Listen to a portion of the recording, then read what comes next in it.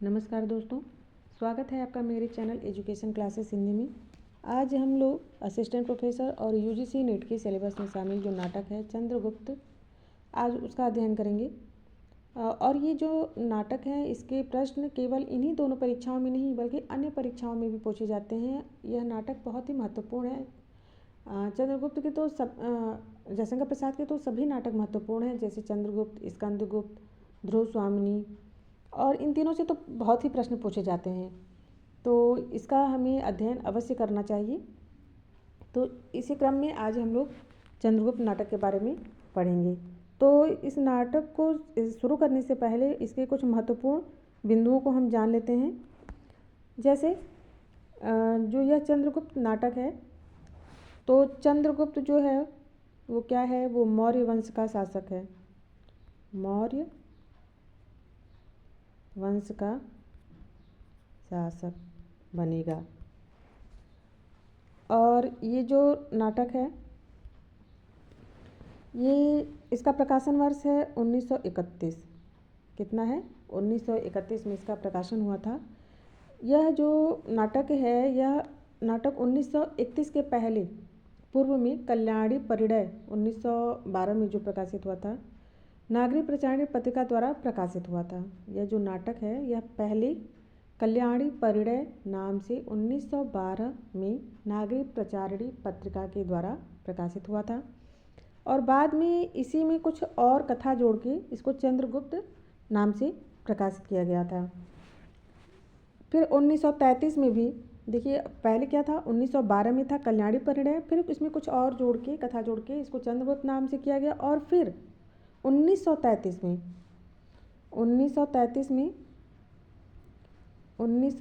में जो है ये इसका नाम जो है अभिनव चंद्रगुप्त कर दिया गया। क्या किया गया? अभिनव चंद्रगुप्त। तो ये आपको सभी बातें याद रखनी है। फिर इस नाटक में कुल 4 अंक हैं।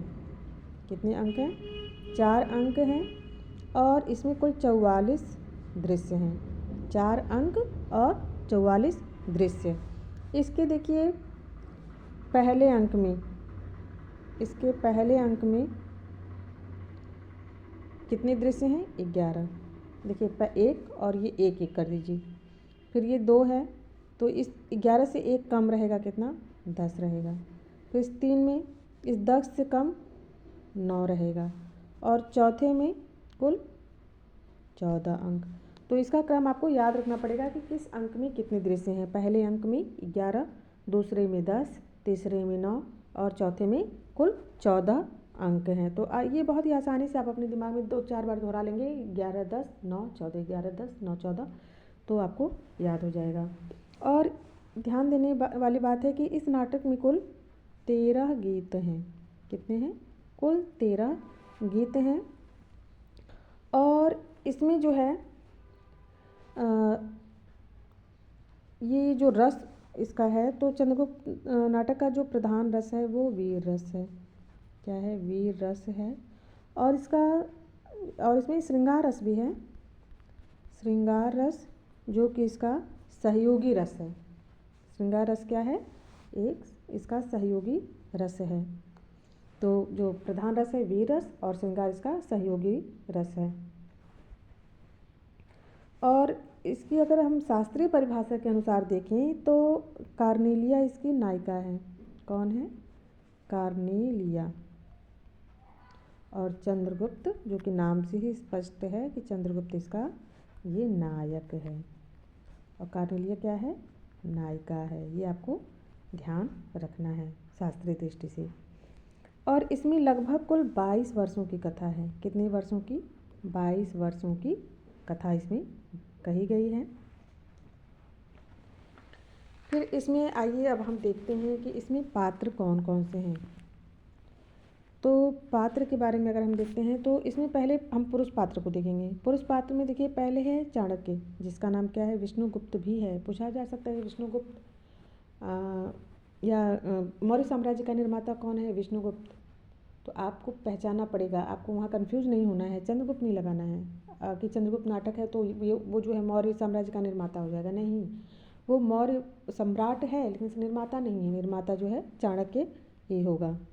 अब चंद्रगुप्त जो है वो मौर्य सम्राट है, नंद मगध सम्राट है, राक्षस मगध का अमात्य है, वररुचि कात्यायन ये भी मगध का अमात्य है, सकटार जो है वो मगध का मंत्री है, आम्भिक तक्षशिला का राजकुमार, सिंहरण मालवगढ़ मुख्य का कुमार है, पर्वतेश्वर जो है पंजाब का राजा जिसे पोरस के नाम से भी जानते हैं, सिकंदर ये ग्रीक विजेता है जो संपूर्ण विश्व को जीतने निकला था। फिर फिलिप्स जो सिकंदर का क्षत्रप है, मौर्य सेनापति, अगर आए तो मौर्य सेनापति ये चंद्रगुप्त के पिता, और इनिसाक्रिटीज ये सिकंदर का सहचर। अब हम लोग और भी पात्रों को देख लेते हैं। इसमें देखिए 3 पात्र देवगढ़, नागदत्त और गणमुख्य ये मालवगढ़ के पदाधिकारी हैं। फिर इसमें साइबर्टियस मेगास्थनीज ये यमन दूत हैं, गांधार नरेश जब नाम आए तो वो आम्भिक के पिता होंगे, अलका के भी पिता हैं, सिल्युकस ये सिकंदर का सेनापति है, और दांडयान ये एक तपस्वी हैं। इनके भी कथन इसमें बहुत महत्वपूर्ण रहेंगे। फिर जो है स्त्री पात्रों को देखते हैं, तो स्त्री पात्रों में अलका है जो तक्षशिला की राजकुमारी है, आम्भिक है, आम्भिक की बहन है अलका, और जो गांधार नरेश हैं उनकी पुत्री है, तक्षशिला की राजकुमारी है। फिर सुवासिनी जो है सकटार की कन्या है जो कि मगध का सेनापति था, मगध का मंत्री था। फिर कल्याणी है मगध की राजकुमारी, नंद की पुत्री। फिर नीला और लीला ये कल्याणी की सहेलियां हैं। मालविका सिंधु देश की कुमारी है, कार्नेलिया सिल्युकस की कन्या, और मौर्य मंत्री जो हैं वो मौर्य पत्नी जो हैं वो चंद्रगुप्त की माता। तो मौर्य सेनापति थे वो चंद्रगुप्त के पिता थे, और मौर्य पत्नी जो हैं वो चंद्रगुप्त की माता हैं। एलिस जो है वो कार्नेलिया की। अब हम जो है नाटक को स्टार्ट करते हैं। इसमें हम देखते हैं प्रथम अंक। प्रथम अंक उनका देखिए क्या है, तक्षशिला के स्थान है, तक्षशिला के गुरुकुल का मठ, और इसमें चाणक्य और सिंहरण की बातें होती हैं। क्या क्या बातें होती हैं अभी हम देखेंगे, लेकिन आपको ये भी क्रम अंक कौन कौन सा है, उसके दृश्य में कौन कौन से दृश्य हैं, दृश्यों के क्या नाम है। तो प्रथम अंक का पहला ये देखिए है स्थान तक्षशिला के गुरुकुल का मठ, मतलब वहीं से स्टार्ट होता है, गुरुकुल है तक्षशिला का और मठ है, वहीं पे चाणक्य और सिंहरण में क्या क्या बातें होती हैं तो वही हम देखेंगे।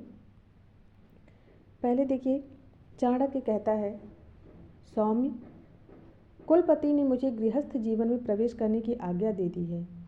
केवल तुम ही लोगों को अर्थशास्त्र पढ़ाने के लिए ठहरा था, क्योंकि इस वर्ष के भावी स्नातकों को अर्थशास्त्र का पाठ पढ़ाकर मुझ अकिंचन को गुरु दक्षिणा चुका देनी थी। सिंहरण कहता है, आर्य मालवों को अर्थशास्त्र की आवश्यकता नहीं। हमने पहले ही पढ़ा था कि सिंहरण क्या है, वो मालवगढ़ का कुमार है। तो सिंहरण कहता है, आर्य मालवों को अर्थशास्त्र की उतनी आवश्यकता नहीं जितनी अस्त्र शास्त्र की, इसलिए मैं पाठ में पिछड़ रहा, क्षमा प्रार्थी हूँ। चाणक्य कहते, अच्छा अब तुम मालव जाकर क्या करोगे।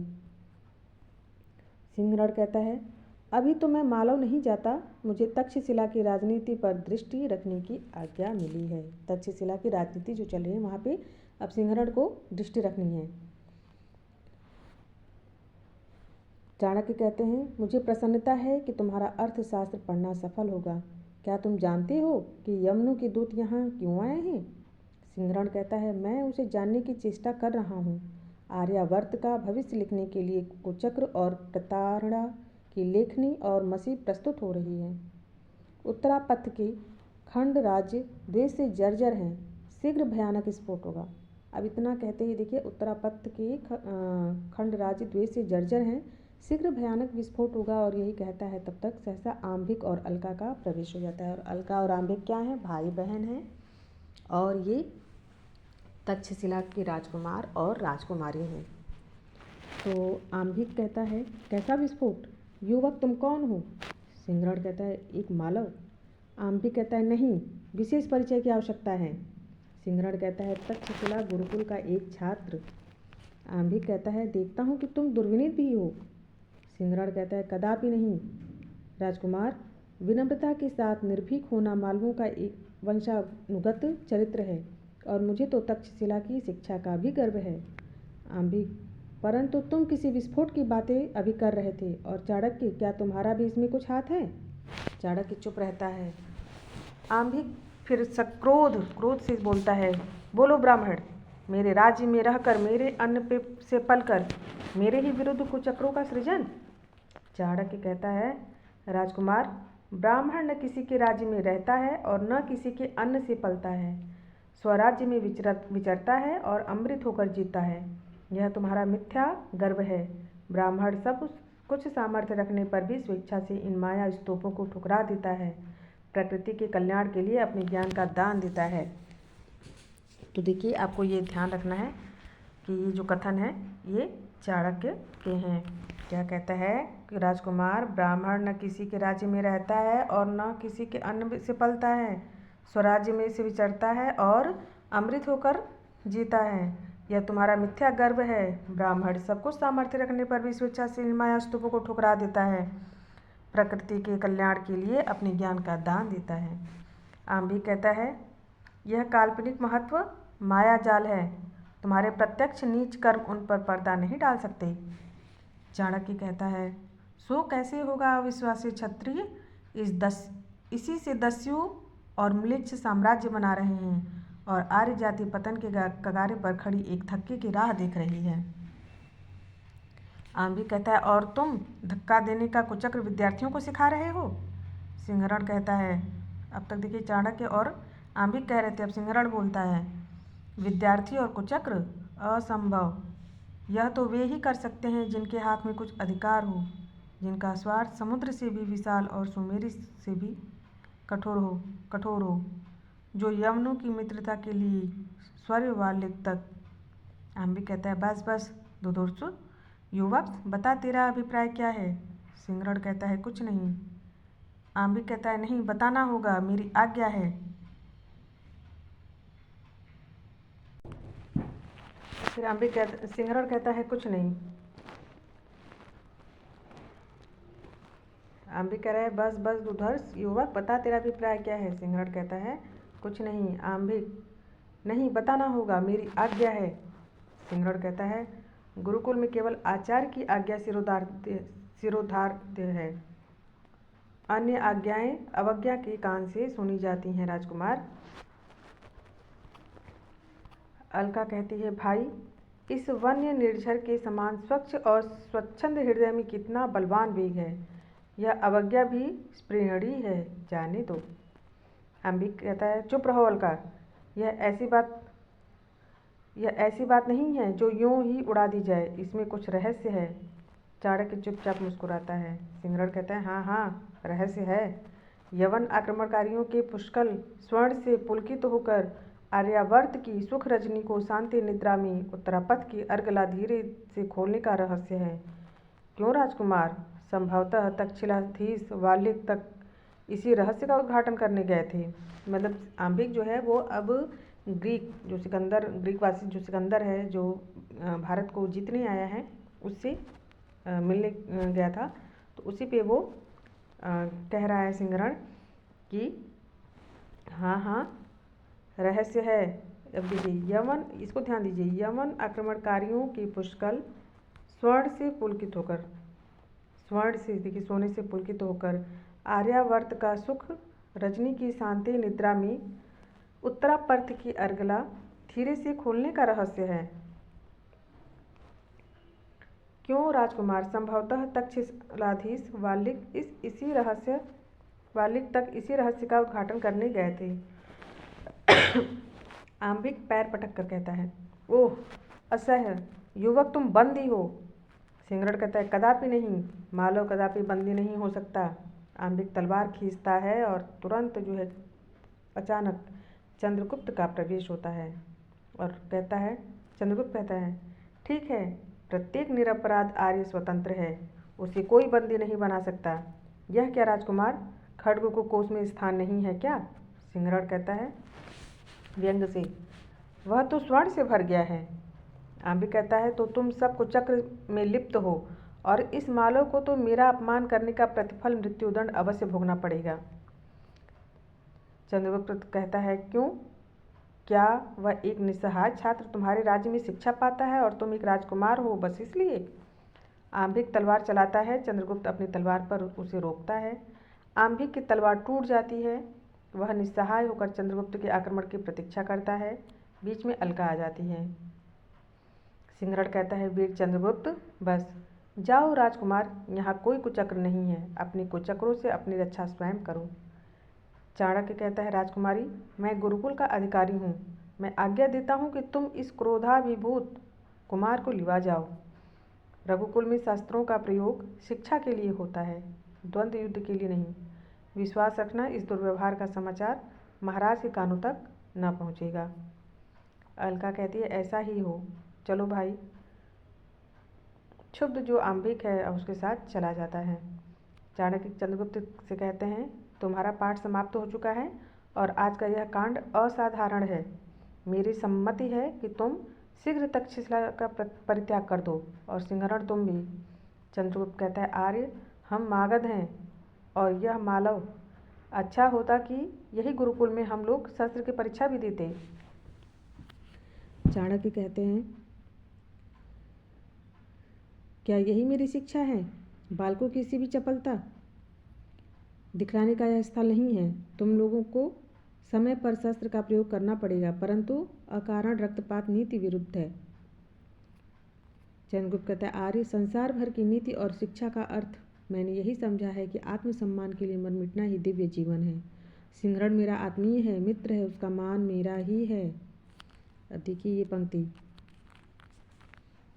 संसार भर की नीति और शिक्षा का अर्थ मैंने यही समझा है कि आत्मसम्मान के लिए मर मिटना ही दिव्य जीवन है। ये कथन किसका है? चंद्रगुप्त का है, ध्यान दीजिएगा। चाणक्य कहता है देखूंगा कि इस आत्मसम्मान की भविष्य परीक्षा में तुम कहाँ तक उत्तीर्ण होते हो। मतलब उसका कहने का मतलब है कि देखते हैं कि तुम और अर्थात चंद्रगुप्त और सिंहरण तुम दोनों कब तक अपनी मित्रता को निभाते हो, कि देखूंगा कि इस आत्मसम्मान की भविष्य रक्षा में तुम कहाँ तक उत्तीर्ण होते हो। सिंहरण कहता है आपके आशीर्वाद से हम लोग अवश्य सफल होंगे।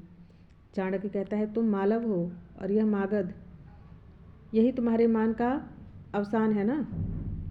परंतु आत्मसम्मान इतने ही से संतुष्ट नहीं होगा। मालव और मागध को भूलकर जब तुम आर्यावर्त का नाम लोगे तभी वह मिलेगा। मतलब जो छोटे छोटे राज्य हैं वो जब तक तुम लोग एक में नहीं मिलोगे, पूरा भारतवर्ष तैयार नहीं होगा, एक नहीं होगा, तब तक जो है आत्मसम्मान संतुष्ट नहीं होगा। मालव और मागध को भूलकर जब तुम आर्यावर्त का नाम लोगे तभी वह मिलेगा। क्या तुम नहीं देखते हो कि आगामी दिवसों में आर्यावर्त के सब स्वतंत्र राष्ट्र एक के अनंतर दूसरे विदेशी विजेता से पद दलित होंगे। आज जिस व्यंग को लेकर इतनी घटना हो गई है वह बात भावी गांधार नरेश आंभिक के हृदय में शल्य के समान चुभ गई है। पंचनद नरेश, देखिए पंचनद अर्थात पंजाब, पंजाब के नरेश अर्थात राजा पर्वतेश्वर जो पोरस के नाम से भी जाना जाता है, उसके लिए कह रहे हैं कि पंचनद नरेश पर्वतेश्वर के विरोध के कारण वह क्षुद्र हृदय आंभिक यवनों का स्वागत करेगा और आर्यावर्त का सर्वनाश होगा। चंद्रगुप्त कहता है गुरुदेव विश्वास रखिए, यह सब कुछ नहीं होने पाएगा। यह चंद्रगुप्त आपके चरणों की शपथ पूर्वक प्रतिज्ञा करता है कि यमन यहाँ कुछ न कर सकेंगे। चाणक्य कहता है साधु, तुम्हारी प्रतिज्ञा अचल हो, परंतु इसके लिए पहले तुम मगध जाकर साधन संपन्न बनो। यहाँ समय बिताने का प्रयोजन नहीं। मैं भी पंचनद नरेश से मिलता हुआ मगध आऊँगा। और सिंहरण तुम भी सावधान। सिंहरण कहता है आर्य, आपका आशीर्वाद हो, आपका आशीर्वाद ही मेरा रक्षक है। चंद्रगुप्त और चाणक्य का प्रस्थान होता है। सिंहरण अब क्या कहता है कि एक अग्निमय गंधक का स्रोत आर्यावर्त के लौह अस्त्रागार में घुसकर उस विस्फोट करेगा। क्या कह रहे हैं कि एक अग्निमय गंधक का स्रोत आर्यावर्त के लौह अस्त्रागार में घुसकर विस्फोट करेगा। चंचला रणलक्ष्मी इंद्रधनुष से विजय माला हाथ में लिए उस सुंदर नील लोहित प्रलय जलद में विचरण करेगी और वीर हृदय मयूर से नाचेंगे। देखिए अब ये कथन बहुत महत्वपूर्ण है, पढ़ने में सामान्यता है लेकिन नहीं। देखिए अब ये पूछा जाएगा ये कथन कौन कह रहा है, ये कथन सिंहरण कह रहा है। अगर एग्जाम में आ जाए तो चंद्रगुप्त के नायक होने के नाते हम उसका कथन ले जाएंगे, नहीं, सिंहरण भी है। चंचला रणलक्ष्मी इंद्रधनुष विजयमाला हाथ में लिए उस सुंदर नील लोहित प्रलय जलद में विचरण करेगी और वीर हृदय मयूर से नाचेंगे। तब आओ देवी, स्वागत। फिर अलका का प्रवेश होता है। अलका कहती है, मालव वीर, अभी तुमने तक्षशिला का परित्याग नहीं किया? सिंहरण कहता है, क्यों देवी, क्या मैं यहाँ रहने के उपयुक्त नहीं हूँ? अलका कहती है, नहीं, मैं तुम्हारी सुख शांति के लिए चिंतित हूँ। भाई ने तुम्हारा अपमान किया है, पर वह अकारण न था। जिसका जो मार्ग है वह चलेगा। तुमने अनधिकार चेष्टा की थी। देखती हूँ कि प्राय मनुष्य दूसरों को अपने मार्ग पर चलाने के लिए रुक जाता है और अपना चलना बंद कर देता है। ये देखिए कथन बहुत ही महत्वपूर्ण है। देखिए, प्रायः मनुष्य दूसरों को अपने मार्ग पर चलाने के लिए रुक जाता है। वो खुद नहीं चलेगा, अपना चलना बंद कर देता है। वो दूसरों को अपने मार्ग पे चलाता है, लेकिन वह खुद चले तो कितना वह आगे होगा, कितना श्रेष्ठ वो होगा, उसका विकास होगा। लेकिन नहीं, वो कह रही है कि प्रायः मनुष्य दूसरों को अपने मार्ग पर चलाने के लिए रुक जाता है और अपना चलना बंद कर देता है। सिंहरण कहता है, परंतु भद्रे, जीवन काल में भिन्न भिन्न मार्गों की परीक्षा करते हुए जो ठहरता हुआ चलता है वह दूसरों को लाभ भी पहुंचाता है। वह कष्टदायक तो है परंतु निष्फल नहीं। अलका कहती है, किंतु मनुष्य को अपने जीवन और सुख का भी ध्यान रखना चाहिए। सिंहरण कहता है, मानव कब दानों से भी दुर्दांत, पशु से भी बर्बर और पत्थर से भी कठोर करुणा के लिए निरवकाश हृदय वाला हो जाएगा, नहीं जाना जा सकता। अतीत सुखों के लिए सोच क्यों, अनागत भविष्य के लिए भय क्यों, वर्तमान को मैं अपने का अनुकूल बना ही लूँगा, फिर चिंता किस बात की। देखिए कथन बहुत ही महत्वपूर्ण है कि अतीत सुखों के लिए सोच क्यों, अनागत भविष्य के लिए भय क्यों, वर्तमान को मैं अपने अनुकूल बना ही लूँगा, फिर चिंता किस बात की। ध्यान रखिएगा। अलका कहती है, मालव, तुम्हारे देश के लिए तुम्हारा जीवन अमूल्य है और वहीं यहाँ आपत्ति में है। सिंहरण कहता है, राजकुमारी, इस अनुकंपा के लिए कृतज्ञ हुआ, परंतु मेरा देश मालव ही नहीं गांधार भी है। यही क्या समग्र आर्यावर्त है, इसलिए मैं। अलका कहती है, आश्चर्य से क्या कहते हो? सिंहरण कहता है, गांधार आर्यावर्त से भिन्न नहीं है, इसीलिए उसके पतन को मैं अपना अपमान समझता हूँ। अलका निःश्वास लेकर कहती है, इसका मैं अनुभव कर रही हूँ, परंतु जिस देश में ऐसे वीर युवक हों उसका पतन असंभव है। मालव वीर, तुम्हारी मनोबल में स्वतंत्रता है और तुम्हारी दृढ़ भुजाओं में आर्यावर्त के रक्षण की शक्ति है। तुम्हें सुरक्षित रहना ही चाहिए। मैं भी आर्यावर्त की बालिका हूँ। तुमसे अनुरोध करती हूँ कि तुम शीघ्र गांधार छोड़ दो। मैं आंभिक को शक्ति भर पतन से रोकूंगी, परंतु उसके न मानने पर तुम्हारी आवश्यकता होगी। जाओ वीर।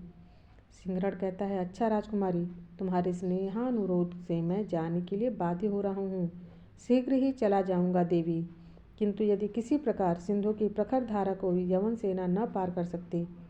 अलका कहती है कि मैं चेष्टा करूँगी, मतलब उसका कहने का मतलब है कि तुम देखना कि कोई ऐसा प्रयास किया जाए जिससे जो है यमन जो है सिंधु को पार न कर पाए। तो अलका कहती है, मैं चेष्टा करूँगी वीर। तुम्हारा नाम?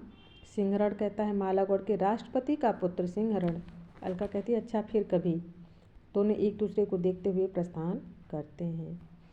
अब चंद्रगुप्त नाटक के पहले अंक का पहला दृश्य समाप्त होता है। तो वो तक्षशिला का मठ था जिसमें शुरू में ही सिंहरण और चाणक्य की बातों से वो शुरू होता है। अब दूसरा आता है मगध सम्राट का विलास कानन। देखिए, इसको भी हमको ध्यान में लेके चलना है कि मगध सम्राट का विलास कानन, विलासी युवक और युवतियों के दल का विहार है वो वहाँ पे, क्योंकि मगध का जो सम्राट है नंद, वो बहुत ही विलासी है। तो मगध सम्राट का विलास कानन इसका नाम है दूसरा। अब जो है देखिए, नंद प्रवेश करता है, कहता है, आज बसंत उत्सव है क्या?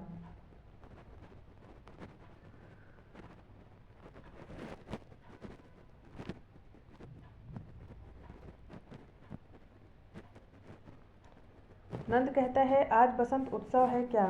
एक युवक, जय हो देव, आपकी आज्ञा से कुसुमपुर के नागरिकों ने आयोजन किया है। नंद कहता है, परंतु मदिरा का तो तुम्हारे समाज में अभाव है, फिर आमोद कैसा? एक युवती से कहता है, देखो देखो, तुम सुंदरी हो, पर तुम्हारे यौवन का विभ्रम अभी संकोच की अर्गला से जकड़ा हुआ है। तुम्हारी आंखों में काम का सुकुमार संकेत नहीं, अनुराग की लाली नहीं, फिर कैसा प्रमोद। एक युवती कहती है, हम लोग तो निमंत्रित नागरिक हैं देव, इसका दायित्व तो निमंत्रण देने वाले पर है कि उसने किसको किसको जो है निमंत्रण दिया है, कैसे लोगों को। नंद कहता है, वाह यह अच्छा उलाहना रहा। अनुचर से फिर कहता है नंद, मूर्ख अभी और को सुनवाएगा। तू नहीं जानता कि मैं ब्रह्मास्त्र से अधिक इन सुंदरियों के कुटिल कटाक्षों से डरता हूँ। ले आ, शीघ्र ले आ। नागरिकों पर तो मैं राज्य करता हूँ, परंतु मेरी मगध की नागरिकाओं का शासन मेरे ऊपर है। मतलब मैं तो नागरिकों पर शासन करता हूँ, लेकिन उसकी जो नागरिकाएं हैं वो मेरे ऊपर शासन करती हैं, उसका कहने का तात्पर्य है। श्रीमती सबसे कह दो, नागरिक नंद कुसुमपुर की कमनीय कुसुमों से अपराध के लिए क्षमा मांगता है, और आज के दिन वह तुम लोगों का कृतज्ञ सहचर मात्र है। अनुचर लोग प्रत्येक कुंजों में मदिरा, कलश और चपक पहुंचाते हैं। राक्षस और सुवासिनी का प्रवेश, पीछे पीछे कुछ नागरिक। राक्षस कहता है, सुवासिनी एक पात्र और, चलो इस कुंज में। सुवासिनी कहती है, नहीं अब मैं न संभाल सकूंगी। राक्षस कहता है, फिर इन लोगों से कैसे पीछा छूटेगा। सुवासिनी कहती है, मेरी एक इच्छा है। एक नागरिक फिर बोलता है, क्या इच्छा है सुवासिनी। हम लोग अनुचर हैं, केवल एक सुंदर आलाप की, एक कोमल मूर्छना की लालसा है। सुवासिनी कहती है, अच्छा तो अभिनय के साथ। फिर सब उल्लास से कहते हैं, सुंदरियों की रानी सुवासिनी की जय। वो भी एक नागरिका है।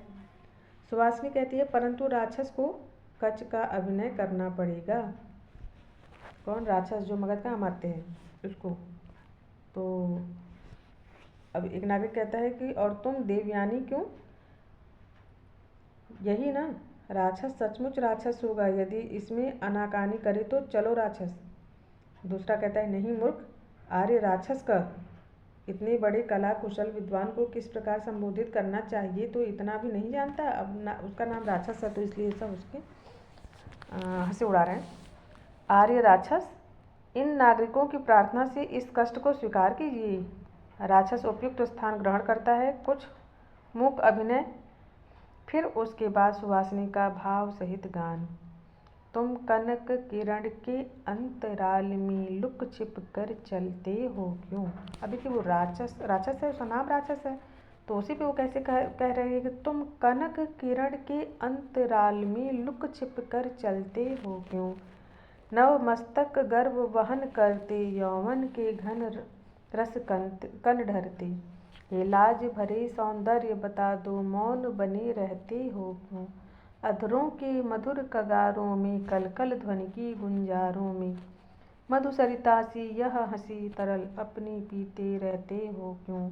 बेला विभ्रम की बीत चली, रजनीगंधा की कली खिली, अब सांध्य मलय आकुलित दुकुल कलित हो, यूँ छिपते हो क्यों।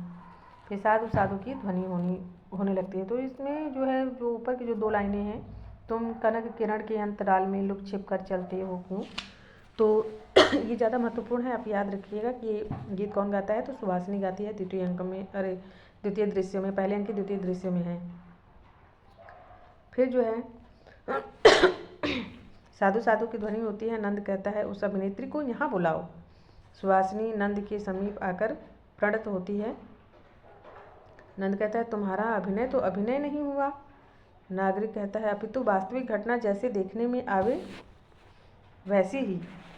नंद कहता है, तुम बड़े कुशल हो, ठीक कहा। सुवासिनी कहती है, जो मुझे दंड मिले आज्ञा कीजिए देव। नंद कहता है, मेरे साथ एक पात्र। सुवासिनी कहती है, परंतु देव एक बड़ी भूल होगी। नंद कहता है, वह क्या। सुवासिनी कहती है, आर्य राक्षस का अभिनय पूर्ण गान नहीं हुआ। नंद कहता है, राक्षस। नागरिक कहता है, यही है देव। राक्षस आकर प्रणाम करता है। नंद कहता है, वसंतोत्सव की रानी की आज्ञा से तुम्हें गाना होगा। वसंतोत्सव की रानी किसको? सुवासिनी को कह रहे हैं। राक्षस कह रहा है, उसका मूल्य होगा एक पात्र का दंभ। सुवासिनी पात्र भरकर देती है। सुवासिनी मान का मुख अभिनय करती है। राक्षस सुवासिनी के सम्मुख अभिनय सहित गाता है। अब देखिए दूसरा गीत क्या रहा है। निकल मत बाहर दुर्बल आह, लगेगा तुझे हंसी का शीत। शरद नीरद माला के बीच तड़प ले चपला सी भयभीत। पढ़ रहे पावन प्रेम फुहार, जलन कुछ कुछ है मीठी पीर। संभाले चल कितनी है दूर, प्रलय का व्याकुल हो न आधार। तो इसमें देखिए, निकल मत बाहर दुर्बल आह, जो इसकी पहली लाइन है, ये आपको याद रखनी है कि ये कौन गा रहा है। ये राक्षस सुहासिनी के सामने अभिनय करके गा रहा है कि निकल मत बाहर दुर्बल आह, लगेगा तुझको हंसी का शीत। शरद नीरद माला की बीच तड़प ले चपला सी भयभीत। पढ़ रहे पावन प्रेम फुहार, जलन कुछ कुछ है मीठी पीर। संभाले चल कितनी है दूर, प्रलय का तक व्याकुल हो न धार। अश्रु में सुंदर विरह निशीत, भरे तारे न ढुलकते आ। न उफना दे आंसू हैं भरे, इन्हीं आँखों में उनकी चाह। तो आप ये पूरा पढ़ लीजिएगा, फिर हम आगे बढ़ते हैं। कई नागरिक कहते हैं, स्वर्गीय अमात्य वक्रनाश की कुल की जय। नंद कहते हैं, क्या कहा, वक्रनाश का कुल? नागरिक कहता है, हाँ देव, आर्य राक्षस उन्हीं के भातृपुत्र हैं। नंद कहता है, राक्षस, आज से तुम मेरे अमात्य वर्ग में नियुक्त हुए, मतलब वो अमात्य बन जाता है। तुम तो कुसुमपुर के एक रत्न हो। उसे माला पहनाता है और शस्त्र देता है। सब कहते हैं, सम्राट की जय हो, अमात्य राक्षस की जय हो। नंद कहता है, और सुहासिनी, तुम मेरी अपने शाला की रानी। सब हर्ष प्रकट करते हुए जाते हैं। अब देखिए, तीसरा दृश्य आता है। तीसरा दृश्य क्या है? पाटलिपुत्र में एक भग्न कुटीर। पहला क्या था? तक्षशिला का मठ था, जिसमें सिंहरण और चाणक्य के संवाद थे। आंबिक था, अलका भी थी, बहुत सारे उसमें संवाद रहते हैं। फिर उसके बाद जो है मगध का जो विलास कानन था। अब जो है पाटलिपुत्र में एक भग्न कुटीर। तीसरा है इसका दृश्य। देखिए, चाणक्य का प्रवेश करके अब वो देखते हैं, झोपड़ी को कह रहे हैं, झोपड़ी ही तो थी, पिताजी यहीं मुझे गोद में बिठाकर राज मंदिर का सुख अनुभव करते थे। ब्राह्मण थे, ऋत और अमृत जीविका से संतुष्ट थे, पर वे भी न रहे। कहाँ गए कोई नहीं जानता, मुझे भी कोई नहीं पहचानता। यही तो मगध का राष्ट्र है, प्रजा की खोज है। किसे वृद्ध दरिद्र ब्राह्मण कहीं ठुकरे खाता होगा या कहीं मर गया होगा। तभी एक प्रतिवेशी का प्रवेश होता है। प्रतिवेशी देखता है और कहता है, कौन हो जी तुम? इधर के घरों को बड़ी देर से क्या घूर रहे हो? चाणक्य कहता है, ये घर है जिन्हें पशु की खोह कहने में भी संकोच होता है। यहाँ कोई स्वर्ण रत्नों का ढेर नहीं जो लूटने का भय हो। प्रतिवेशी कहता है, युवक, क्या तुम किसी को खोज रहे हो? चाणक्य कहता है, हाँ, खोज रहा हूँ, यही झोपड़ी में रहने वाले वृद्ध ब्राह्मण चणक को। आज कल वे कहाँ हैं, बता सकते हो? प्रतिवेशी कहता है सोचकर, ओहो, कई बरस हुए, वह तो राजा की आज्ञा से निर्वासित कर दिया गया था। हंसकर कहता है, वह ब्राह्मण भी बड़ा हठी था, उसने राजा नंद के विरुद्ध प्रचार करना आरंभ किया था। सो भी क्यों? एक मंत्री सकटार के लिए। सुहासिनी किसके पुत्र है? सकटार की है। उसने सुना कि राजा ने सकटार का बंदीगृह में वध करवा डाला। कौन? चड़क। चड़क कौन है? वो चाणक्य का पिता है, जिसे नंद जो है निर्वासित कर देता है। तो जब चड़क ये सुनता है कि राजा ने सकटार का बंदीगृह में वध करवा डाला, तब वह विरोध करता है। ब्राह्मण ने नगर में इस अन्याय के विरुद्ध आतंक फैलाया। सबसे कहने लगा कि यह महापद्म का जारज पुत्र नंद, महापद्म का हत्याकारी नंद मगध में राक्षसी राज्य कर रहा है, नागरिकों सावधान। अब इस कथन को देखिए, कौन कह रहा है? यह देखिए, वो सबसे कहने लगा था। कौन? चणक कहता था कि यह महापद्म का जारज पुत्र नंद, महापद्म का हत्याकारी नंद। महापद्म का हत्या नंद कर देता है, तो उसे महापद्म का हत्याकारी नंद कहा जाता है। मगध में राक्षसी राज्य कर रहा है, नागरिकों सावधान। ये आपको याद रखना है कि ये जो बात है ये चणक का है। चाणक्य कहता है, अच्छा, तब क्या हुआ? प्रतिवेशी कहता है, वह पकड़ा गया। सो भी कब? जब एक दिन अहेर की यात्रा करते हुए नंद के लिए राजपथ से मुक्त कंठ से नागरिकों ने अनादर के वाक्य कहे। नंद ने ब्राह्मण को समझाया, यह भी कहा कि तेरा मित्र सकटार बंदी है, मारा नहीं गया, पर वह बड़ा हठी था, उसने न माना, न ही माना। नंद ने भी चिढ़कर उसका ब्राह्मणत्व बौद्ध विहार में दे दिया और उसे मगध से निर्वासित कर दिया। यही तो उसकी झोपड़ी है। फिर वो जाता है।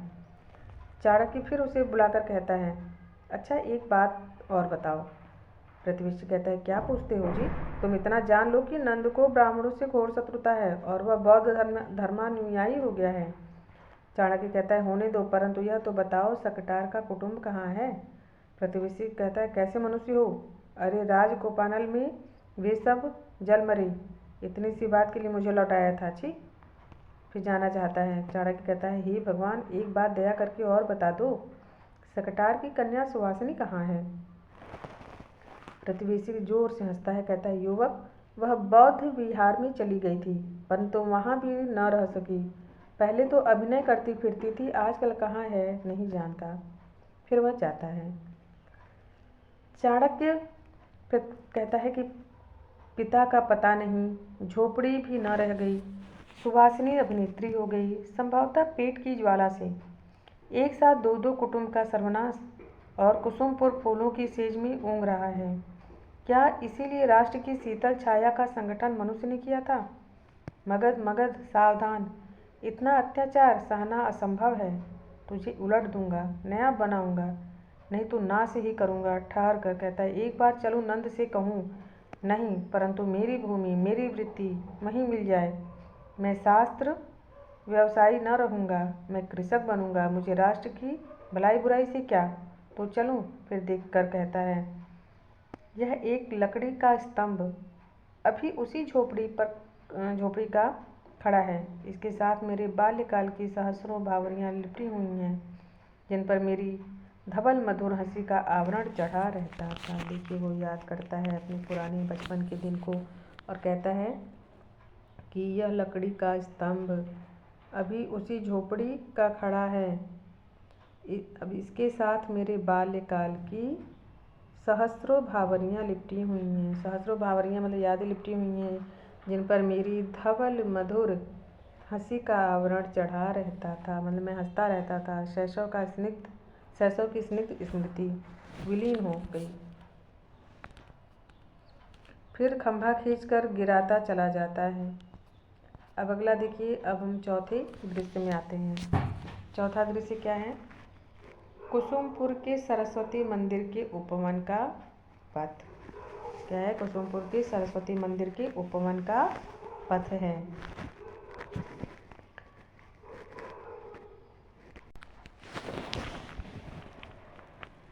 राक्षस कहता है, सुवासिनी, कुसुमपुर की सरस्वती मंदिर के उपवन का पथ है। राक्षस कह रहा है, सुवासिनी हठ न करो। सुवासिनी कहती है, नहीं, उस ब्राह्मण को दंड दिए बिना सुवासिनी जी नहीं सकती। अमात्य, तुमको करना होगा। मैं बौद्ध स्तूप की पूजा करके आ रही थी। उसने व्यंग किया और वह बड़ा कठोर था। राक्षस, उसने कहा, वेश्याओं के लिए भी एक धर्म की आवश्यकता थी। चलो, अच्छा ही हुआ, ऐसे धर्म के अनुगत पतितों की भी कमी नहीं। राक्षस कहता है, यह उसका अन्याय था। सुवासिनी कहती है, परंतु अन्याय का प्रतिकार भी है, नहीं तो मैं समझूंगी कि तुम भी वैसे ही एक कठोर ब्राह्मण हो। राक्षस कहता है, मैं वैसा हूँ कि नहीं यह पीछे मालूम होगा, परंतु सुहासिनी, मैं स्वयं हृदय से बौद्ध मत का समर्थक हूँ, केवल उसकी दार्शनिक सीमा तक, इतना ही कि संसार दुखमय है। सुहासिनी कहती, इसके बाद?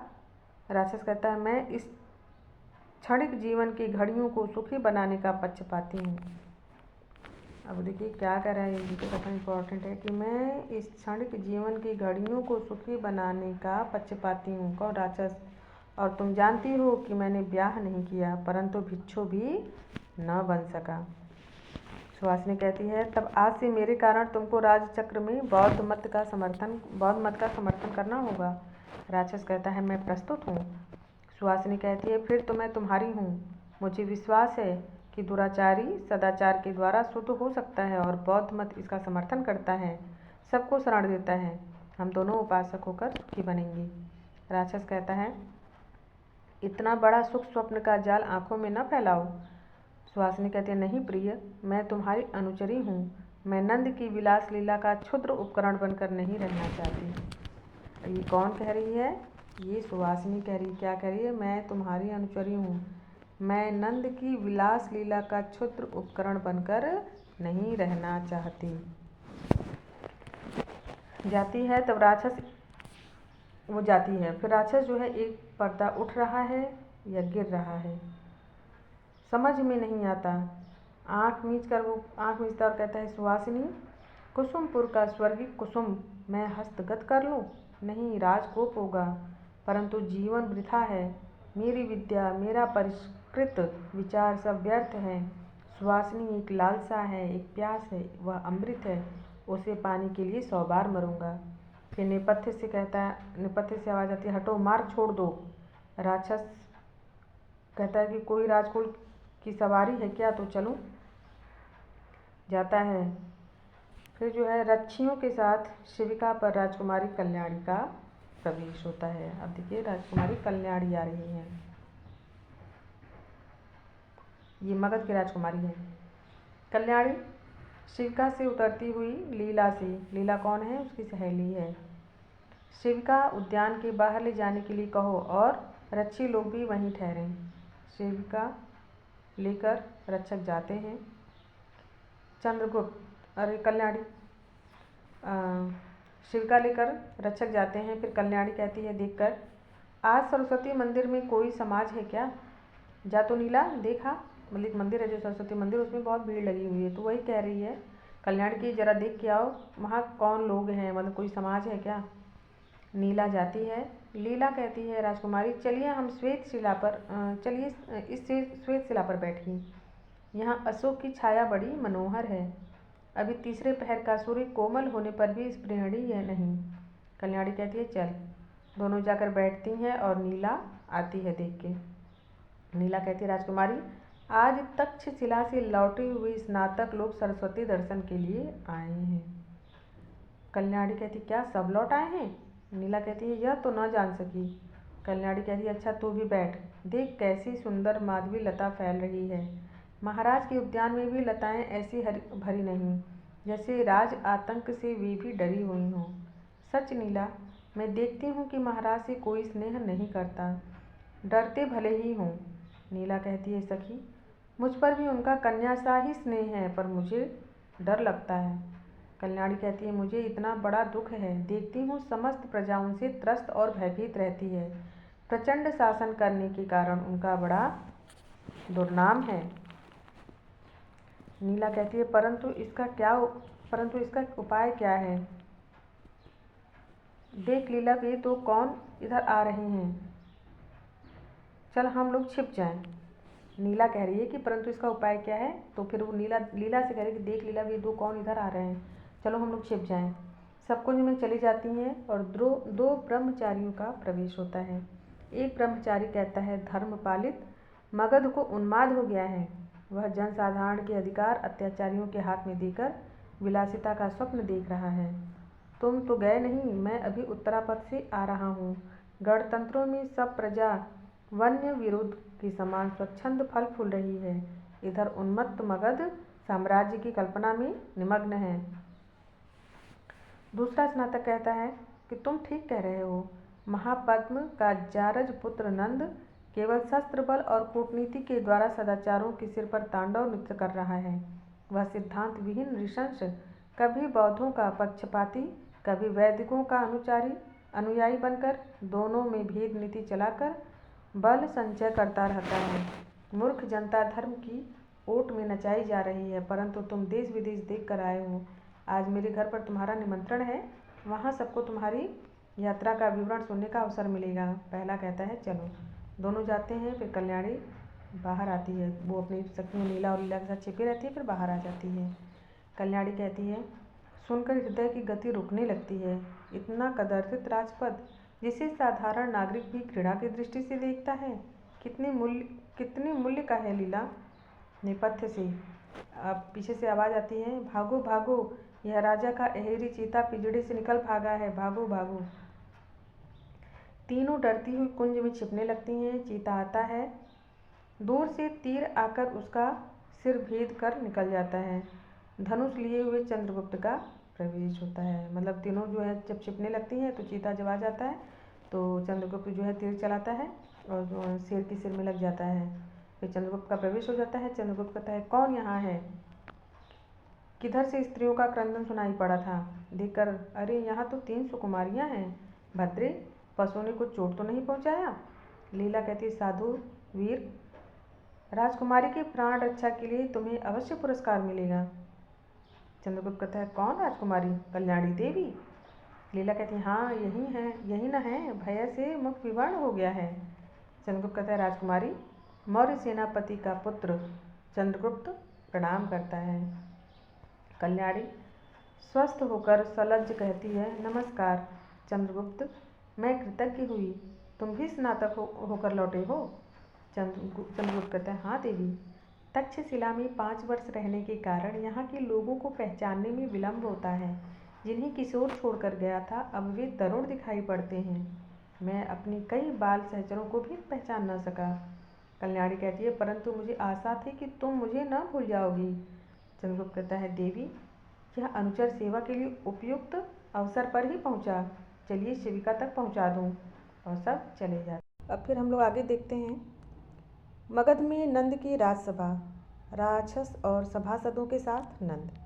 क्या है? मगध में नंद की राजसभा और राक्षस और सभासदों के साथ नंद। नंद कहता है हाँ तब।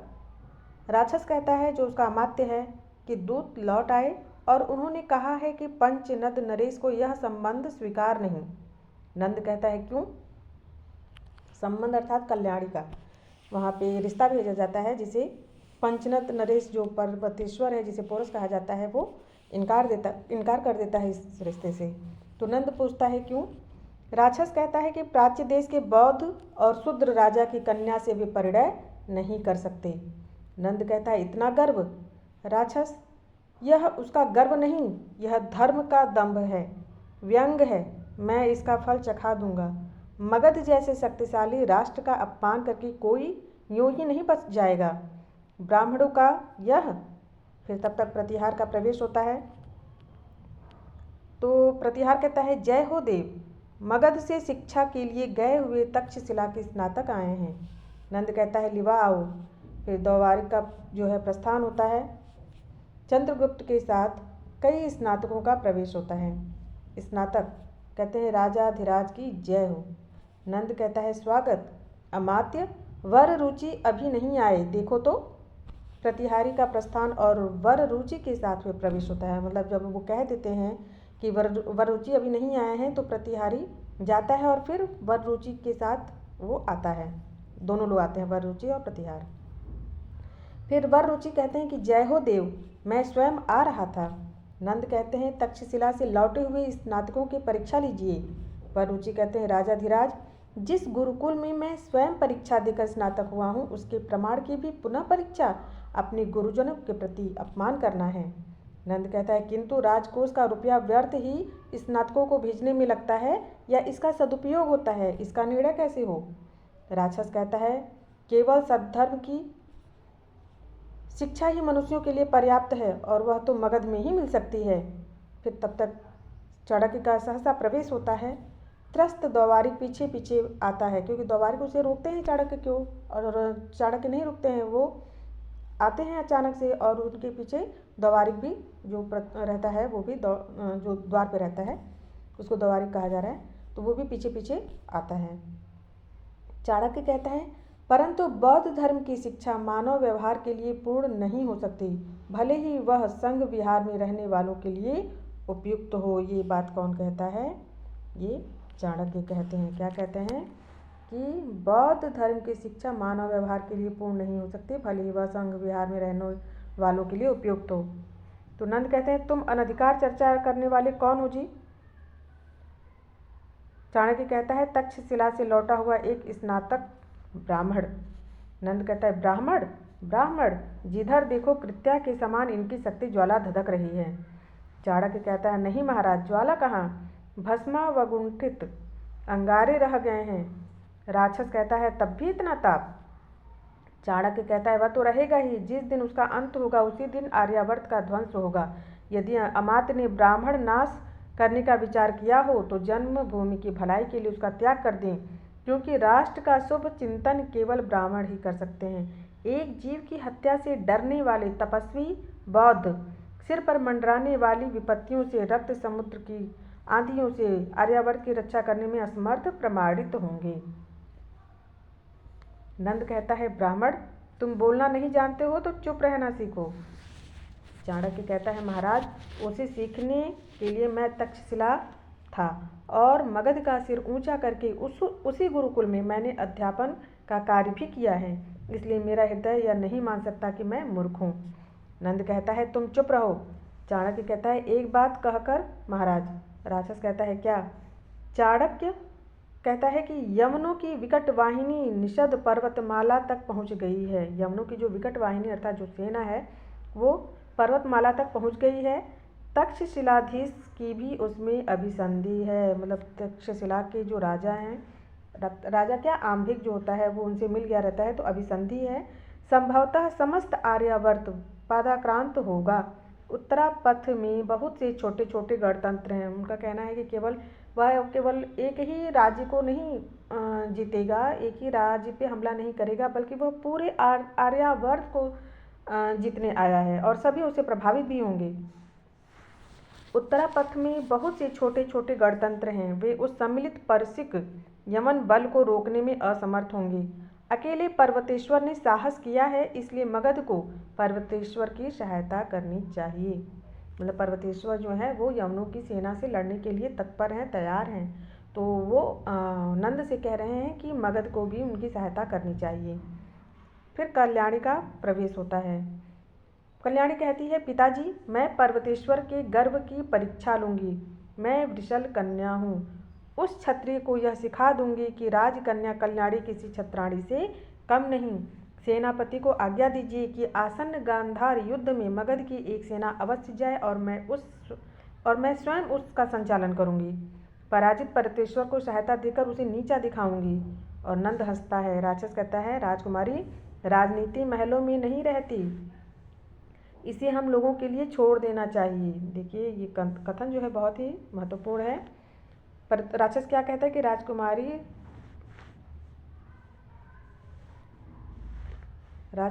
राजनीति महलों में नहीं रहती, इसे हम लोगों के लिए छोड़ देना चाहिए।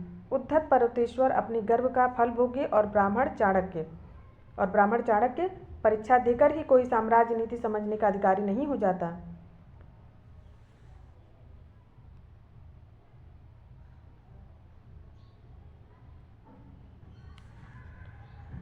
क्या कहता है? उद्धत पर्वतेश्वर अपने गर्व का फल भोगे और ब्राह्मण चाणक्य परीक्षा देकर ही कोई साम्राज्य नीति समझ लेने का अधिकारी नहीं हो जाता। और ये भी लाइन ध्यान दीजिए कि राजकुमारी राजनीति महलों में नहीं, इसे हम लोगों के लिए छोड़ देना चाहिए।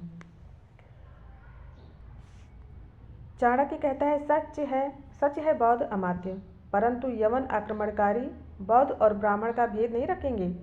नंद कहता है वाचाल ब्राह्मण तुम अभी चले जाओ, नहीं तो प्रतिहार तुम्हें धक्के देकर निकाल देंगे। चाणक्य कहता है राजाधिराज मैं जानता हूँ कि ब्रह्मा से मनुष्य कठोर सत्य का भी अनुभव नहीं करता, इसलिए मैंने प्रार्थना नहीं की। अपने अपहृत ब्रह्मत्व के लिए मैंने भिक्षा नहीं मांगी। क्यों? जानता था कि वह मुझे ब्राह्मण होने के कारण न मिलेगी, परंतु जब राष्ट्र के लिए। राक्षस कहता है चुप रहो, तुम चड़क के पुत्र हो ना, तुम्हारे पिता भी ऐसे ही हठी थे।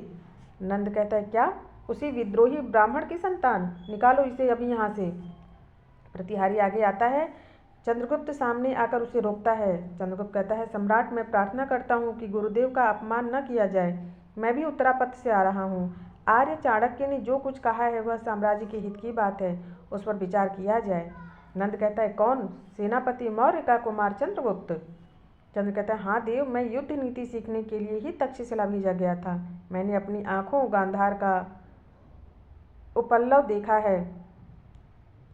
देखा है। मुझे गुरुदेव के मत में पूर्ण विश्वास है। यह आगंतुक आपत्ति पंचनद प्रदेश तक ही न रह जाएगी। वो कह रहे हैं वो यह जो आगंतुक हैं, जो यमन आए हैं, वो जो आपत्ति करेंगे, जो संकट देने वाले हैं, वो केवल पंचनद प्रदेश पर्वतेश्वर तक ही नहीं रहेगी, यह आगे भी बढ़ेगी। नंद कहता है अबोध युवक, तो क्या इसलिए अपमानित होने पर भी मैं पर्वतेश्वर की सहायता करूं? असंभव है। तुम राज्याज्ञाओं में बाधा न देकर शिष्टता सीखो। प्रतिहारी निकालो इस ब्राह्मण को, यह बड़ा ही कुचक्री मालूम पड़ता है। चंद्रगुप्त कहता है, राजाधिराज, ऐसा करके आप एक भारी अन्याय करेंगे और मगध के शुभ चिंतकों को शत्रु बनाएंगे। राजकुमारी कहते हैं, पिताजी चंद्रगुप्त पर ही दया कीजिए, एक बात उसकी भी मान लीजिए। नंद कहते हैं, चुप रहो, ऐसे उदंड को मैं कभी नहीं क्षमा करता।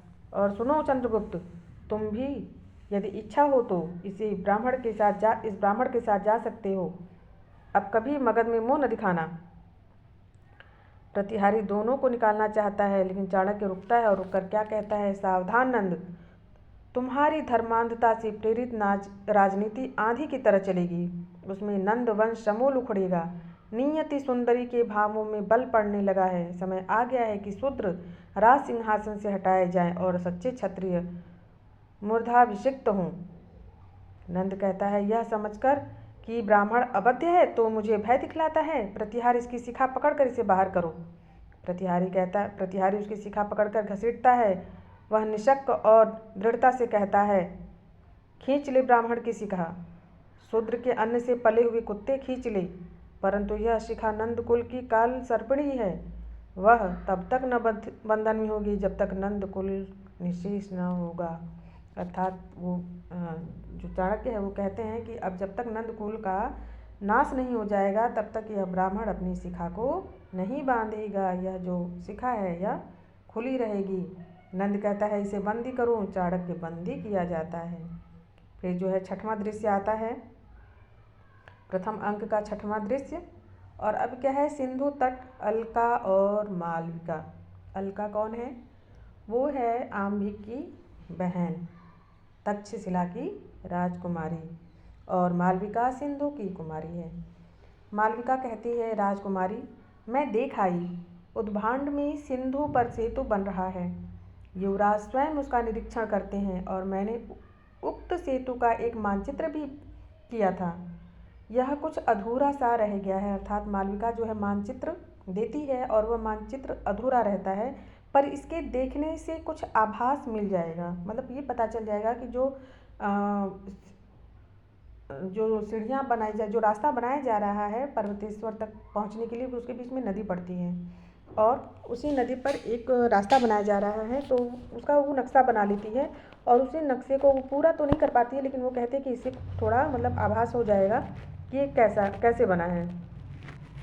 अलका कहती है, सखी, बड़ा दुख होता है कि जब मैं यह स्मरण करती हूँ कि स्वयं महाराज का इसमें हाथ है। देखूँ तेरा मानचित्र।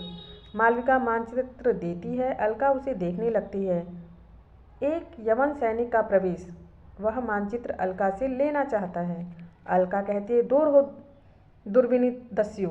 मानचित्र अपनी कंचुकी में छिपा लेती है। यवन कहता है, यह गुप्तचर है, मैं इसे पहचानता हूँ, परंतु सुंदरी तुम कौन हो? वो मालविका को कहता है कि ये गुप्तचर है, मैं इसे जानता हूँ, परंतु सुंदरी अर्थात अलका को कहता है कि तुम कौन हो, इसकी सहायता कर रही हो। अच्छा हो कि मुझे मानचित्र मिल जाए और मैं इसे सप्रमाण बंदी बनाकर महाराज के सामने ले जाऊँ। अलका कहती है, यह असंभव है। पहले तुम्हें बताना होगा कि तुम यहाँ किस अधिकार से यह अत्याचार करना चाहते हो। यमन कहता है, मैं देवपुत्र विजेता अलछेंद्र का नियुक्त अनुचर हूँ और तक्षशिला की मित्रता का साक्षी हूँ। यह अधिकार मुझे गांधार नरेश ने दिया है, अर्थात अलका और आम्भिक के पिता ने दिया है। अलका कहती है, यवन गांधार नरेश ने तुम्हें यह अधिकार कभी नहीं दिया होगा कि तुम आर्य ललनाओं के साथ धृष्टता का व्यवहार करो। यवन कहता है, करना ही पड़ेगा, मुझे मानचित्र लेना ही होगा। अलका कहती है, कदापि नहीं। यवन, क्या यह वही मानचित्र नहीं है जिसे इस स्त्री ने उद्भांड में बनाना चाहा था? यमन कह रहा है, जो है सैनिक है यमन, वो कह रहा है कि ये वही मानचित्र है जो इस स्त्री ने उद्भांड में बनाया था। अलका कहती है, परंतु यह तुम्हें मिल नहीं सकता। यदि तुम सीधे यहाँ से न टलोगे तो मैं शांति रक्षकों को बुलाऊंगी।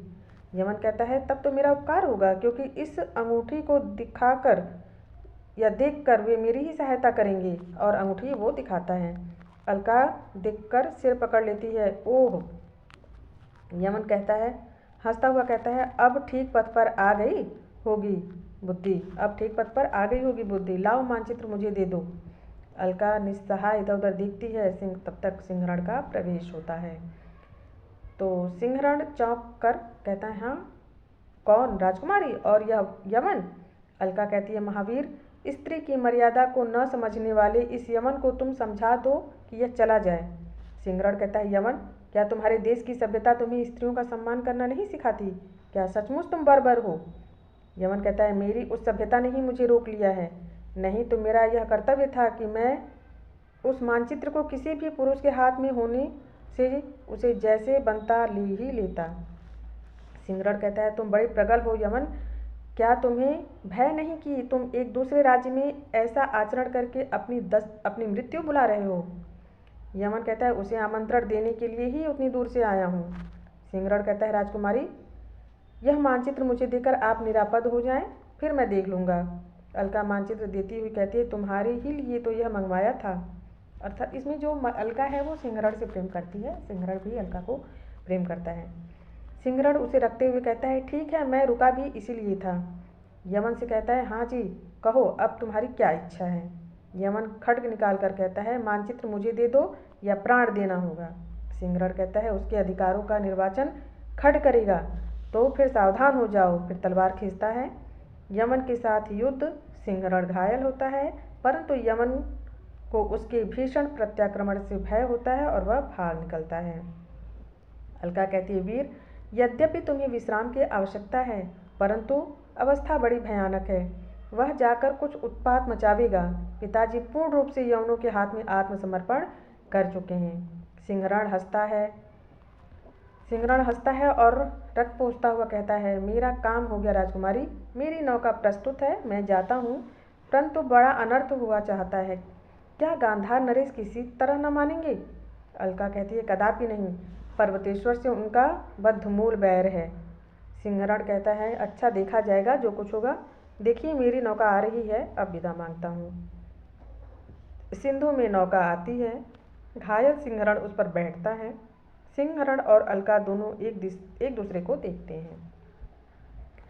अलका कहती है कि मालविका भी तुम्हारे साथ जाएगी। अलका कहती है मालविका भी तुम्हारे साथ जाएगी, तुम अकेले जाने योग्य इस समय नहीं हो। सिंहरण कहता है जैसी आज्ञा, बहुत शीघ्र फिर दर्शन करूंगा। जन्मभूमि के लिए ही यह जीवन है, फिर जब आपसी सुकुमारियाँ इसकी सेवा में कटिबद्ध हैं तब मैं पीछे कब रहूँगा। अच्छा नमस्कार। मालविका नाव में बैठती है। अलका सतृष्ण नैनों से देखती हुई नमस्कार करती है। नाव चली जाती है। 4 सैनिकों के साथ यमन का प्रवेश होता है। यमन कहता है निकल गया मेरा, अरे यह सब प्रपंच इसी रमणी का है, इसको बंदी बनाओ। सैनिक अलका को देखकर सिर झुकाते हैं। यमन कहता है बंदी करो सैनिक। सैनिक कहता है मैं नहीं कर सकता। यमन कहता है क्यों? गांधार नरेश ने तुम्हें क्या आज्ञा दी है? सैनिक कहता है यही कि आप जिसे कहें उसे हम लोग बंदी करके महाराज के पास ले चलें। यमन कहता है फिर विलम्ब क्यों? सैनिक कहता है कि यही कि जैसे यमन कहता है कि क्यों गांधार नरेश ने तुम्हें क्या आज्ञा दी है, तो सैनिक कहता है यही कि आप जिसे कहेंगे उसे हम लोग बंदी करके महाराज के पास ले जाएंगे। यमन कहता है तो फिर विलम्ब क्यों? अलका संकेत से वर्जित करती है। सैनिक कहता है हम लोगों की इच्छा। यमन कहता है तुम राजविद्रोही हो। सैनिक कहता है कदापि नहीं, पर यह काम हम लोगों से न हो सकेगा। यमन कहता है सावधान, तुमको इस आशा भंग का फल भोगना पड़ेगा, मैं स्वयं बंदी बनाता हूँ। अलका की ओर बढ़ता है। सैनिक तलवार खींच लेते हैं। यमन कहता है ठहर कर यह क्या? सैनिक कहते हैं डरते हो क्या कायर? स्त्रियों पर वीरता दिखाने में बड़े प्रबल हो और एक युवक के सामने से भाग निकले। यमन कहता है तो क्या तुम राजकीय आज्ञा का स्वयं न पालन करोगे और न करने दोगे? सैनिक कहता है यदि साहस हो मरने का तो आगे बढ़ो। अलका सैनिकों से कहती है ठहरो, विवाद करने का समय नहीं है। यमन से कहती है कहो तुम्हारा अभिप्राय क्या है? यमन कहता है मैं तुम्हें बंदी करना चाहता हूँ। अलका कहती है कहाँ ले चलोगे? यमन कहता है गांधार नरेश के पास। अलका कहती है मैं चलती हूँ, चलो। आगे अलका, पीछे यमन और सैनिक जाते हैं। अब आता है 7वां दृश्य, मगध का बंदी गृह। अब मगध के बंदी गृह में कौन है? वहाँ पे चाणक्य जो है कैदी है। नंदिनी उसे कैदी बनाया हुआ है, बंदी बनाया हुआ है, तो वहीं का यहाँ पे दृश्य है। तो 7वां दृश्य है मगध का बंदी गृह। चाणक्य कहता है समीर की गति भी अवरुद्ध है, शरीर का फिर क्या कहना।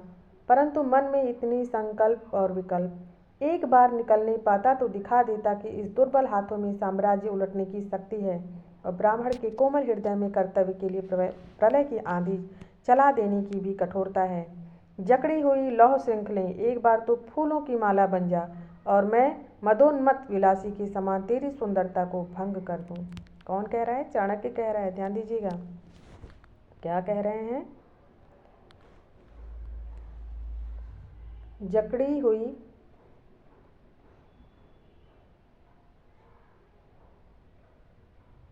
एक बार तो फूलों की माला बन जा,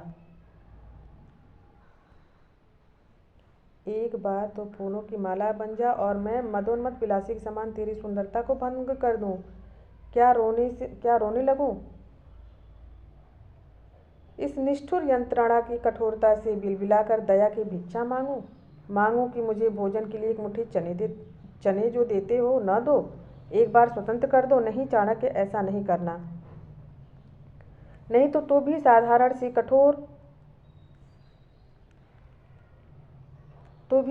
सी ठोकर खाकर चूर चूर हो जाने वाली एक वामी हो जाएगा।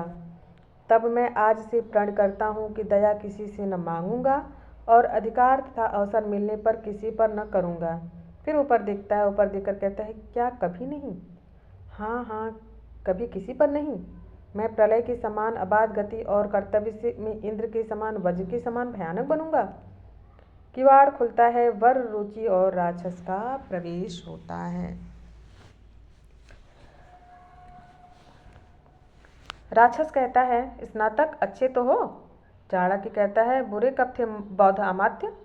राक्षस कहता है, आज हम लोग एक काम से आए हैं। आशा है कि तुम अपनी हठवादिता से मेरा और अपना दोनों का अपकार न करोगे।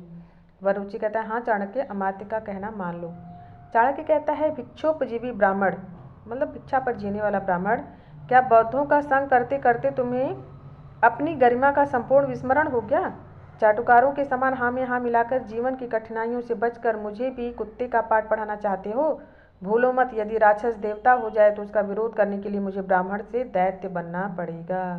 क्या कह रहा है? भूलो मत, यदि राक्षस देवता हो जाए तो उसका विरोध करने के लिए मुझे ब्राह्मण से दैत्य बनना पड़ेगा। यह कथन जो है चाणक्य का है। वरुचि कहते हैं, ब्राह्मण हो भाई, त्याग और क्षमा के प्रमाण तपोनिधि ब्राह्मण हो। इतना? चाणक्य कहता है, त्याग और क्षमा तप और विद्या, तेज और सम्मान के लिए है। लोहे और सोने के सामने सिर झुकाने के लिए हम लोग ब्राह्मण नहीं बने हैं। हमारी ही दी हुई विभूति से हम ही को अपमानित किया जाए, ऐसा नहीं हो सकता कात्यायन। अब केवल पाणिनि से काम न चलेगा। देखिए, कात्यायन, वररुचि को ही कात्यायन कहा जा रहा है। कात्यायन और वररुचि एक ही है। अर्थशास्त्र और दंड नीति की आवश्यकता है। वरुचि कहता है, मैं वार्तिक लिख रहा हूँ, अर्थात व्याकरण लिख रहा हूँ चाणक्य, उसी के लिए तुम्हें सहकारी बनाना चाहता हूँ। तुम इस बंदी गृह से निकलो। चाणक्य कहता है, मैं लेखक नहीं हूँ कात्यायन, शास्त्र प्रणेता हूँ, व्यवस्थापक हूँ। राक्षस कहता है, अच्छा, मैं आज्ञा देता हूँ कि तुम विवाद न बढ़ाकर स्पष्ट उत्तर दो। तुम तक्षशिला में मगध के गुप्त प्रणिधि बन कर जाना चाहते हो या मृत्यु चाहते हो? तुम ही पर विश्वास करके क्यों भेजना चाहता हूँ या तुम्हारी स्वीकृति मिलने पर बताऊंगा। चाणक्य कहता है, जाना तो चाहता हूँ तक्षशिला, पर तुम्हारी सेवा के लिए नहीं, और सुनो, पर्वतेश्वर का नाश करने के लिए तो कदापि नहीं। राक्षस कहता है, यथेष्ट है, अधिक कहने की आवश्यकता नहीं। वरुचि कहता है, विष्णुगुप्त। देखिए, विष्णुगुप्त किसको कह रहा है? चाणक्य को कह रहा है। चाणक्य और विष्णुगुप्त एक ही हैं। मेरा वार्तिक अधूरा रह जाएगा। मान जाओ, तुमको पाणिनि के कुछ प्रयोगों का पता भी लगाना होगा जो उस सालातुरीय व्याकरण ने लिखे हैं। फिर से एक बार तक्षशिला जाने पर ही उनका। चाणक्य कहता है, मेरे पास पाणिनि में सिर खपाने का समय नहीं। भाषा ठीक करने से पहले मैं मनुष्यों को ठीक करना चाहता हूँ। बहुत ही इम्पोर्टेंट है। क्या कह रहा है कि भाषा ठीक करने से पहले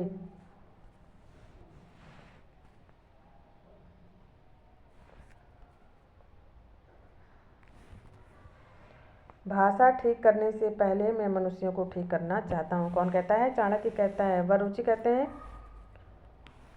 जिसने स्त्रयुवन मघो नाम तढ़ते सूत्र लिखा है, वह केवल व्याकरण ही नहीं दार्शनिक भी था। उसकी अवहेलना। चाणक्य कहते हैं, यह मेरी समझ में नहीं आता। मैं कुत्ता, साधारण युवक और इंद्र को कभी एक सूत्र में नहीं बांध सकता। कहते हैं कि मैं कुत्ता, साधारण युवक और इंद्र को कभी एक सूत्र में नहीं बांध सकता। कुत्ता कुत्ता ही रहेगा, इंद्र इंद्र ही रहेंगे। सुनो वररुचि, मैं कुत्ते को कुत्ता ही बनाना चाहता हूँ। नीचों के हाथ में इंद्र का अधिकार चले जाने से जो सुख होता है उसे मैं भोग रहा हूँ। तो तुम जाओ। वररुचि कहता है, क्या मुक्ति भी नहीं चाहते? चाणक्य कहता है, तुम लोगों के हाथ से वह भी नहीं चाहता। राक्षस कहता है, अच्छा तो फिर तुम्हें अंधकूप में जाना होगा। चंद्रगुप्त का रक्तपूर्ण खड्ग लिए सहसा प्रवेश हो जाता है। चाणक्य का बंधन काटता है। राक्षस प्रहरियों को बुलाना चाहता है। चंद्रगुप्त कहता है, चुप रहो अमात्य, शवों में बोलने की शक्ति नहीं, अर्थात जो उसके खड्ग पे खून लगा हुआ है उससे जो है उसने क्या किया है, सभी प्रहरियों को मार दिया है। और वही कह रहा है कि शवों में बोलने की शक्ति नहीं, तुम्हारे प्रहरी जीवित नहीं रहे। चाणक्य कहते हैं, मेरे शिष्य वत्स चंद्रगुप्त। चंद्रगुप्त कहते हैं, चलिए गुरुदेव। खड्ग उठाकर राक्षस से, यदि तुमने कुछ भी कोलाहल किया तो। राक्षस बैठ जाता है। वररुचि गिर पड़ता है। चंद्रगुप्त चाणक्य को लिए निकलता हुआ किवाड़ बंद कर देता है। अब 8वां दृश्य, प्रथम अंक का 8वां दृश्य देखिए क्या है। गांधार नरेश का प्रकोष्ठ, चिंता युक्त प्रवेश करते हुए राजा। अब जो गांधार नरेश हैं वो प्रकोष्ठ में हैं और चिंता युक्त हैं, उसी प्रकोष्ठ में प्रवेश करते हैं। राजा कहता है, बूढ़ा हो चला परंतु मन बूढ़ा न हुआ। बहुत दिनों तक तृष्णा को तृप्त करता रहा पर तृप्त नहीं होती।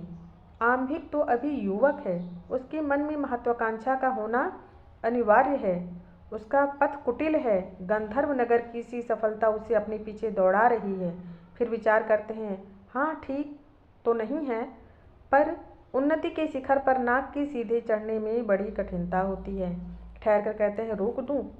अब से भी अच्छा है, जब वे घुस आवेंगे तो गांधार को भी वही कष्ट भोगना पड़ेगा जिसे हम दूसरों को देना चाहते हैं, अर्थात जो पंचनद नरेश पर्वतेश्वर के साथ होने वाला है, तो उनके साथ होने के बाद जो है गांधार में भी वही होगा। तो वो इस चीज़ को समझ रहे हैं, तो उसी के लिए वो विचार कर रहे हैं कि क्या करें, आम्भिक को रोक दें। अलका के साथ यवन और रक्षकों का प्रवेश होता है, क्योंकि अलका को वो जो यवन है वो बंदी बनाना चाहता है और वो ले आता है गांधार नरेश के पास। राजा कहते हैं, बेटी अलका। अलका कहती है, हाँ महाराज अलका। हाँ महाराज अलका। राजा कहते हैं, नहीं। कहो हाँ पिताजी। अलका कहती है, कब तक तुम्हें सिखाता रहूं? अलका कहती है, नहीं महाराज। राजा कहते हैं, फिर महाराज? पागल लड़की, कह पिताजी, क्योंकि वो बंदी बन के आई है तो वो पिताजी नहीं कह रही है, वो महाराज कह रही है। और अभी तो गांधार नरेश समझ नहीं रहे हैं इस चीज़ को, तो वो बार बार कह रहे हैं कि नहीं, तुम मुझे पिताजी कहो, महाराज मत कहो।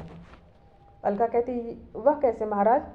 न्यायाधिकरण पिता संबोधन से पक्षपाती हो जाएगा कि अर्थात मैं आपको न्याय करना है, अगर मैं आपको पिताजी कहूँगी तो ये पक्षपात हो जाएगा। फिर राजा कहते हैं, यह क्या? यमन कहता है, महाराज मुझे नहीं मालूम कि ये राजकुमारी हैं, अन्यथा मैं इन्हें बंदी न बनाता। राजा कहते हैं, सेल्यूकस तुम्हारा मुख कंधे पर से बोल रहा है। यमन, यह मेरी राजकुमारी अलका है। आ बेटी। उसकी ओर हाथ बढ़ाता है, वह अलग हट जाती है। अलका कहती, नहीं महाराज, पहले न्याय कीजिए। यमन कहता है, उद्भांड पर बंधने वाले पुल का मानचित्र इन्होंने एक स्त्री से बनवाया है और जब मैं उसे मांगने लगा तो एक युवक को देकर इन्होंने इसे हटा दिया। मैंने यह समाचार आप तक निवेदन किया और आज्ञा मिली कि वे लोग बंदी किए जाएं, परंतु वह युवक निकल गया। राजा कहता है, क्यों बेटी, मानचित्र देखने की इच्छा हुई थी?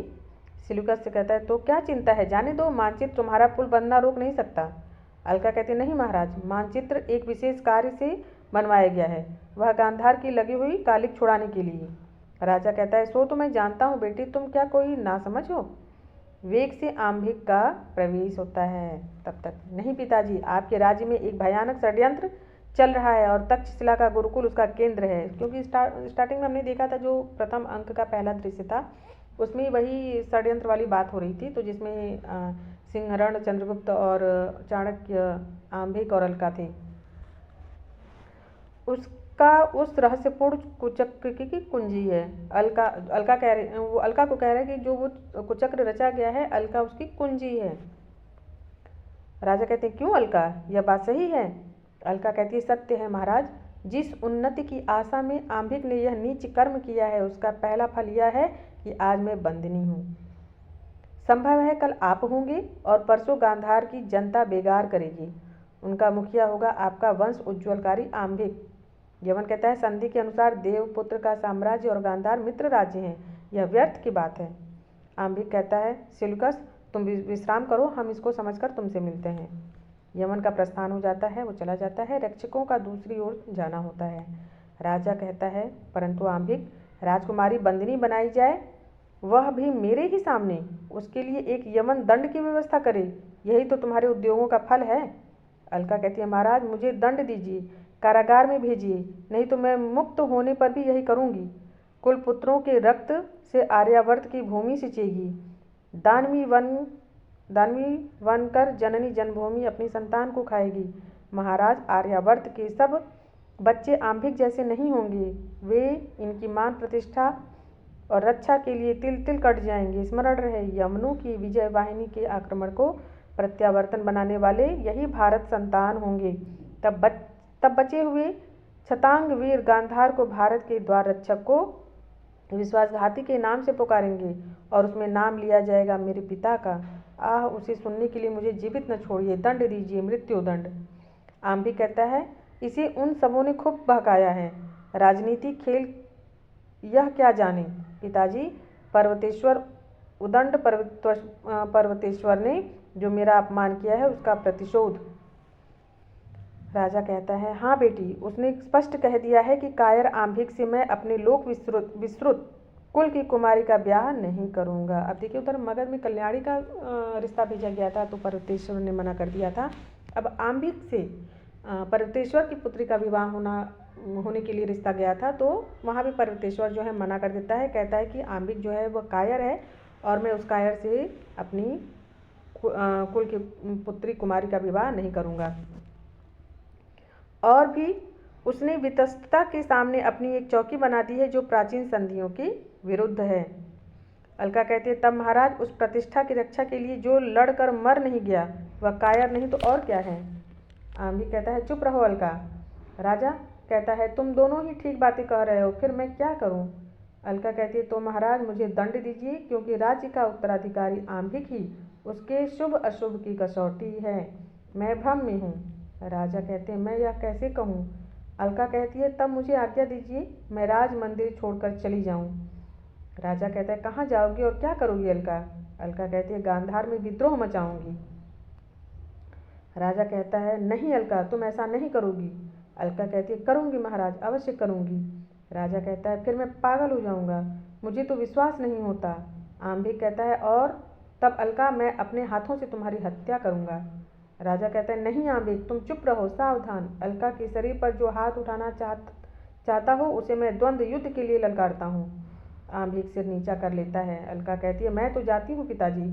राजा अन्य मनस्क भाव से सोचता हुआ कहता है, जाओ। और अलका चली जाती है, वह अपना राजमहल छोड़ देती है। राजा कहता है, आम्भिक। आम्भिक कहते हैं, पिताजी। राजा कहते हैं, लौट जाओ। आम्भिक कहता है, इस अवस्था में तो लौट आओ। आम्भिक कहता है, इस अवस्था में तो लौट आता, परंतु वे यवन सैनिक छाती पर खड़े हैं, पुल बंध चुका है, नहीं तो पहले गांधार का ही नाश होगा। राजा कहते हैं, तब। निश्वास लेकर राजा बोलते हैं, जो होना हो सो हो, पर एक बात आम्भिक, आज से मुझसे कुछ न कहना, जो उचित समझो करो। मैं अलका को खोजने जाता हूँ, गांधार जाने और तुम जानो। अब ये 9वां दृश्य, मतलब पहले अंक का 9वां दृश्य आता है। कुल 11 इसमें दृश्य हैं, तो ये 9वां है। 9वां क्या है, पर्वतेश्वर की राजसभा। पर्वतेश्वर कहता है, आर्य चाणक्य, आपकी बातें ठीक ठीक नहीं समझ में आती। चाणक्य कहते हैं, कैसे आवेगी, मेरे पास केवल बात ही है ना, अभी कुछ कर दिखाने में असमर्थ हूँ। पर्वतेश्वर कहता है, परंतु इस समय मुझे यमनों से युद्ध करना है। मैं अपना एक भी सैनिक मगध नहीं भेज सकता।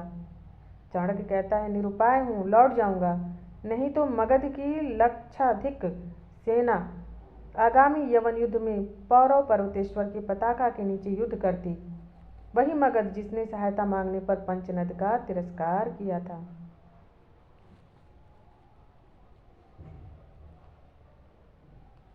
मगध ने क्या किया था? इनकार कर दिया था पर्वतेश्वर की सहायता करने के लिए, क्योंकि पर्वतेश्वर ने क्या किया था? कल्याणी से विवाह का प्रस्ताव ठुकरा दिया था। पर्वतेश्वर कहता है हाँ, तो इस मगध विद्रोह का केंद्र कौन होगा? नंद के विरुद्ध कौन खड़ा होता है? चाणक्य कहता है मौर्य सेनापति का पुत्र वीर चंद्रगुप्त, अर्थात जो मगध का नंद है राजा, उसके विरुद्ध जो है चाणक्य कहते हैं कि जो मौर्य सेनानी हैं, सेनापति हैं, उनका पुत्र चंद्रगुप्त जो है वही नंद के विरोध में खड़ा होगा और वह मेरे साथ आया है। पर्वतेश्वर कहता है पिपली कानन के मौर्य भी तो वैसे ही वृषल हैं, उनको राज्य सिंहासन दीजिएगा। चाणक्य कहते हैं आर्य क्रियाओं का लोप हो जाने से इन लोगों को वृषलत्व मिला, वस्तुतः ये क्षत्रिय हैं।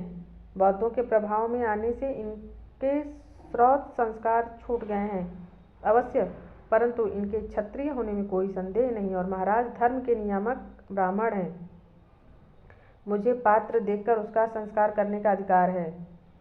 ब्राह्मणत्व एक सार्वभौम शाश्वत बुद्धि वैभव है, वह अपनी रक्षा के लिए, पुष्टि के लिए और सेवा के लिए इतर वर्णों का संगठन कर लेगा। राजन्य संस्कृति से पूर्ण मनुष्य को मूर्धाभिषिक्त बनाने में दोषी क्या है? देखिए कौन कह रहा है? चाणक्य कह रहा है कि राजन्य संस्कृति से पूर्ण मनुष्य को मूर्धाभिषिक्त बनाने में दोष ही क्या है? पर्वतेश्वर हंसकर कहता है यह आपका सुविचार नहीं है ब्राह्मण। चाणक्य कहता है वशिष्ठ का ब्राह्मणत्व जब पीड़ित हुआ था तब पल्लव, दरद, काम्बोज आदि क्षत्रिय बने थे। क्या कह रहे हैं?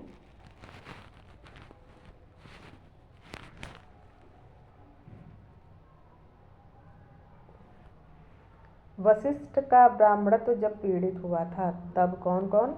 पल्लव, दरद और काम्बोज आदि ये क्या हुए थे? क्षत्रिय बने थे। राजन यह कोई नई बात नहीं है। पर्वतेश्वर कहता है वह समर्थ ऋषियों की बात है। चाणक्य कहता है भविष्य इसका विचार करता है कि ऋषि किन्हें कहते हैं?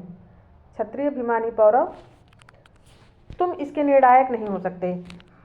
चाणक्य कहता है कि तुम क्षत्रिय हो और अभिमानी हो पौरव, तुम इसके निर्णायक नहीं हो सकते, भविष्य इसका निर्धारण करेगा कि ऋषि किसे कहते हैं।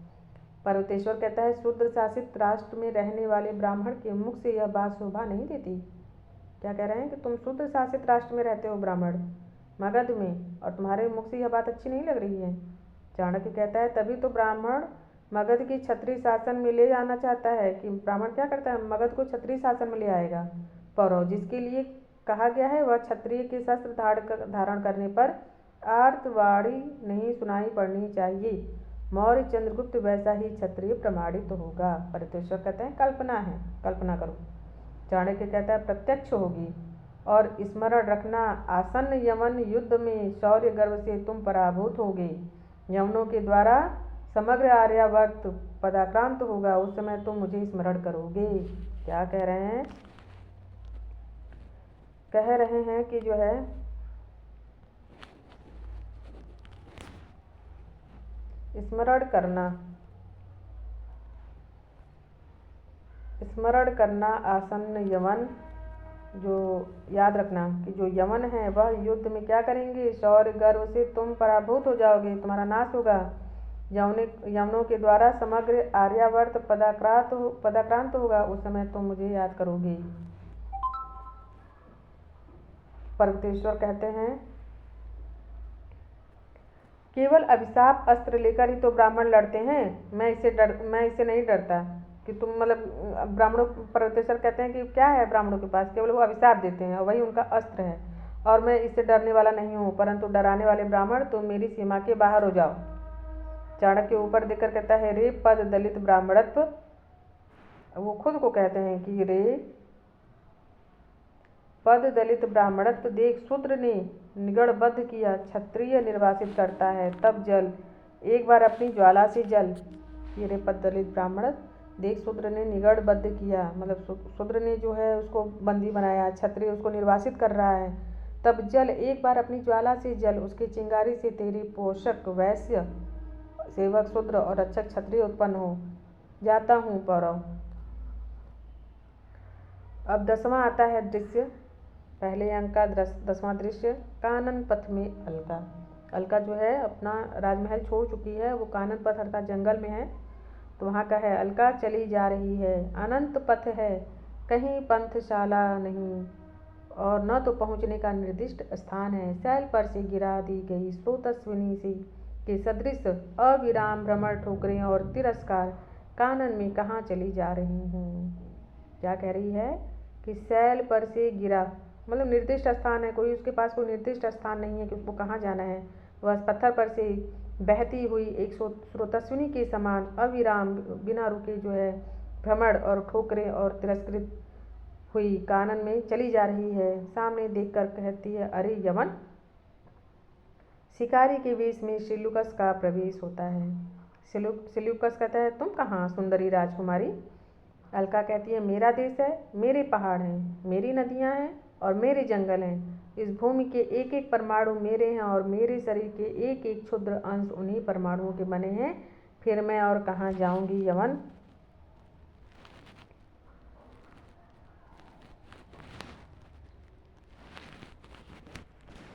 क्या कह रहे हैं कि मेरा देश है, मेरे पहाड़ हैं, मेरी नदियाँ हैं और मेरे जंगल है। इस भूमि के एक एक परमाणु मेरे हैं और मेरे शरीर के एक एक क्षुद्र अंश उन्हीं परमाणुओं से के बने हैं। फिर मैं और कहाँ जाऊंगी यमन। ये जो पंक्तियाँ हैं बहुत ही महत्वपूर्ण हैं, आप इनको ध्यान रखिएगा। सिल्यूकस कहता है, यहाँ तो तुम अकेली हो सुंदरी। अलका कहती है, सो तो ठीक है। दूसरी ओर देखकर सहसा कहती है, परंतु देखो वह सिंह आ रहा है। सिल्यूकस उधर देखता है, अलका दूसरी ओर निकल जाती है। सिल्यूकस कहता है, निकल गई। दूसरी ओर जाता है। चाणक्य और चंद्रगुप्त का प्रवेश होता है। चाणक्य कहता है, वत्स तुम बहुत थक गए होगे। चंद्रगुप्त कहता है, आर्य नसों ने अपने बंधन ढीले कर दिए हैं, शरीर अवसन्न हो रहा है, प्यास भी लगी है, अर्थात वो बहुत थक गया है। चाणक्य कहते हैं, और कुछ दूर न चल सकोगे। चंद्रगुप्त कहता है, जैसी आज्ञा हो। चाणक्य कहता है, पास ही सिंधु लहराता होगा, उसके तट पर ही विश्राम करना ठीक होगा। चंद्रगुप्त चलने के लिए पैर बढ़ाता है, फिर बैठ जाता है। चाणक्य उसे पकड़कर कहते हैं, सावधान चंद्रगुप्त। चंद्रगुप्त कहता है, आर्य प्यास से कंठ सूख रहा है, चक्कर आ रहा है। चाणक्य कहते हैं, तुम विश्राम करो, मैं अभी जल लेकर आता हूँ, और वह प्रस्थान करते हैं।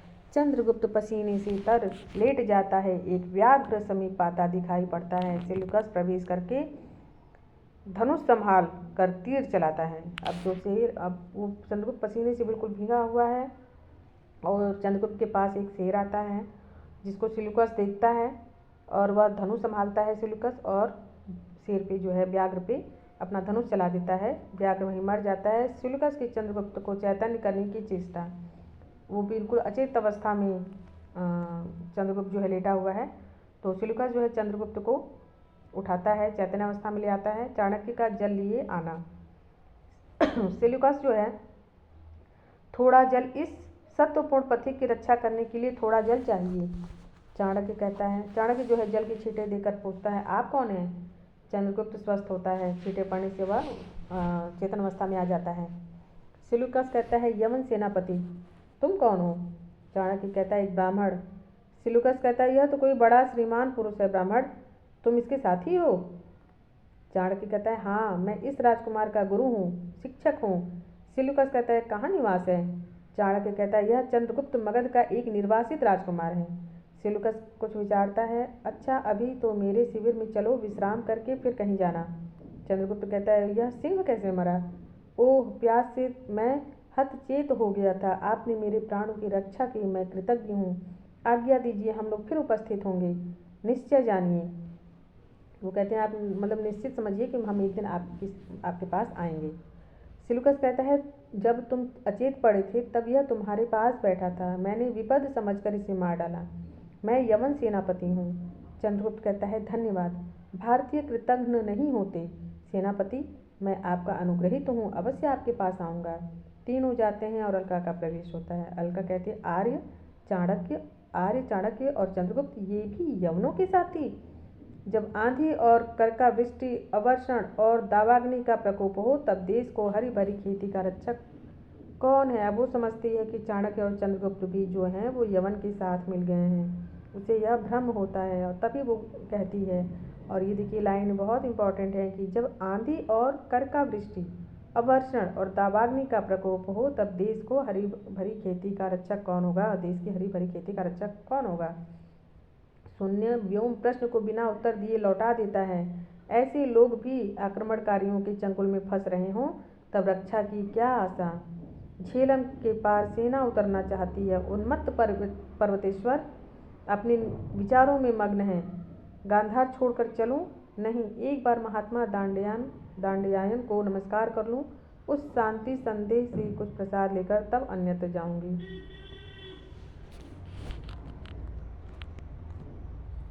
अब जो है प्रथम अंक का 11वां दृश्य है। सिंधु तट पर दांडयायन का आश्रम। दांडयायन। पवन एक क्षण विश्राम नहीं लेता। सिंधु की जलधारा बही जा रही है। बादलों के नीचे पक्षियों का झुंड उड़ा जा रहा है। प्रत्येक परमाणु न जाने किस आकर्षण में खींचे चले जा रहे हैं, जैसे काल अनेक रूप में चल रहा है। यही तो। अब देखिए ये पंक्ति याद रखिएगा कि कौन कहता है? दांडयायन कहते हैं। पवन एक क्षण विश्राम नहीं लेता। सिंधु की जलधारा बही जा रही है। बादलों के नीचे पक्षियों का झुंड उड़ा जा रहा है। प्रत्येक परमाणु न जाने किस आकर्षण में खींचे चले जा रहे हैं, जैसे काल अनेक रूप में चल रहा हो। यही तो। एनिसाक्रिटीज का प्रवेश। एनिसाक्रिटीज कहता है महात्मन। दांडयान कहता है चुप रहो, सब चले जा रहे हैं, तुम भी चले जाओ, अवकाश नहीं, अवसर नहीं। एनिसाक्रिटीज जो कहता है, अब देखिए जो है एनिसाक्रिटीज क्या कहता है?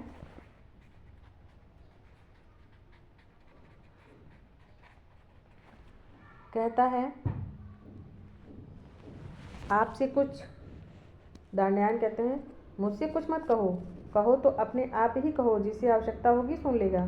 देखते हो कोई किसी की सुनता है? मैं कहता हूँ सिंधु के एक बिंदु धारा में न बह कर मेरी बात सुनने के लिए ठहर जाए। कि सिंधु के एक बिंदु धारा में न बह कर मेरी बात सुनने के लिए ठहर जा। वह सुनता है? ठहरता है? कदापि नहीं। एनिसाक्रिटीज कहता है परंतु देवपुत्र ने। दांडयान कहता है देवपुत्र? एनिसाक्रिटीज कहता है देवपुत्र, जगत विजेता सिकंदर ने आपको स्मरण किया है।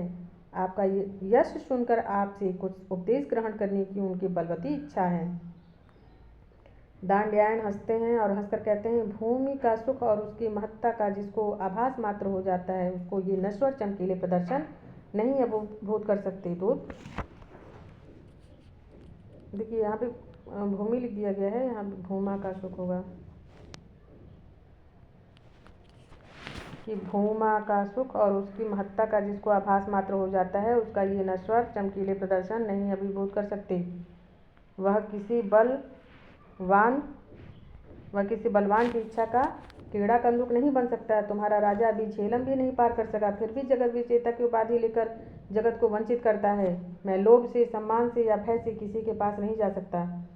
एनिसाक्रिटीज कहता है महात्मन ऐसा क्यों? यदि न जाने पर देवपुत्र दंड दें? दांडयायन कहते हैं मेरी आवश्यकताएं परमात्मा की विभूति प्रकृति पूरी करती हैं, उसके रहते दूसरों का शासन कैसा?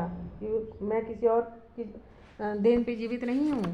मेरी जो भी आवश्यकताएं हैं वो परमात्मा ने जो प्रदान की हैं, जो प्रकृति में दी हैं, उससे मेरी आवश्यकताएं पूर्ति होती हैं। दूसरा कोई मुझ पर शासन नहीं करता। समस्त आलोक, चैतन्य और प्राण शक्ति प्रभु की दी हुई है। मृत्यु के द्वारा वही इसको लौटा लेता है। जिस वस्तु को मनुष्य दे नहीं सकता, उसे ले लेने की स्पर्धा से बढ़कर दूसरा दम्भ नहीं। फिर दांडयान कहते हैं मैं फल मूल खाकर अंजलि से जलपान कर तृष्ण सैया पर आंख बंद किए सो रहता हूँ। न मुझसे किसी को डर है और न मुझको डरने का कारण है। तुम यदि हठात मुझे ले जाना चाहते हो तो केवल मेरे शरीर को ले जा सकते हो। मेरी स्वतंत्रता आत्मा पर तुम्हारे देवपुत्र का भी अधिकार नहीं हो सकता। एनिसाक्रिटीज कहता है बड़ी निर्भीक हो ब्राह्मण, जाता हूँ, यही कह दूंगा।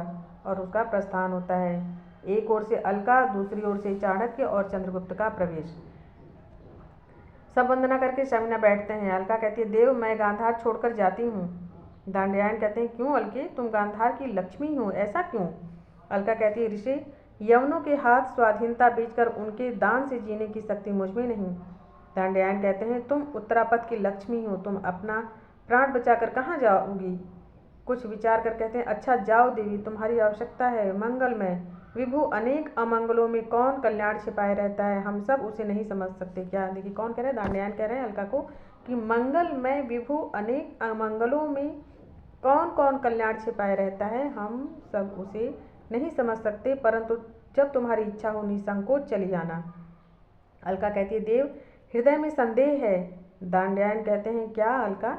अलका कहती है ये दोनों महाशय अर्थात चाणक्य और चंद्रगुप्त को, क्योंकि वो यमन के साथ देखी रहती है, तो कहती है ये दोनों महाशय जो आपके सम्मुख बैठे हैं, जिन पर पहले मेरा पूर्ण विश्वास था, वे ही अब यमनों के अनुगत क्यों होना चाहते हैं। दांडयान चाणक्य की ओर देखता है और चाणक्य कुछ विचारने लगते हैं कि क्या कह रही है। चंद्रगुप्त कहती है देवी कृतज्ञता का बंधन अमोघ है। चाणक्य कहते हैं राजकुमारी उस परिस्थिति पर आपने विचार नहीं किया है, उसकी शंका निर्मूल है।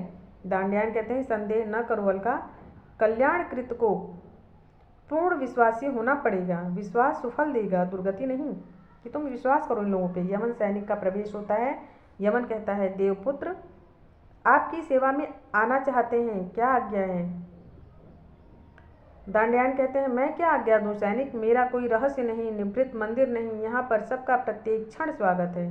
सैनिक जाता है। अलका कहती है मैं तो जाती हूँ, आज्ञा हूँ। दांडयान कहते हैं कोई आतंक नहीं है अलका, ठहरो तो। चाणक्य कहते हैं महात्मन हम लोगों को क्या आज्ञा है, किसी दूसरे समय उपस्थित हों।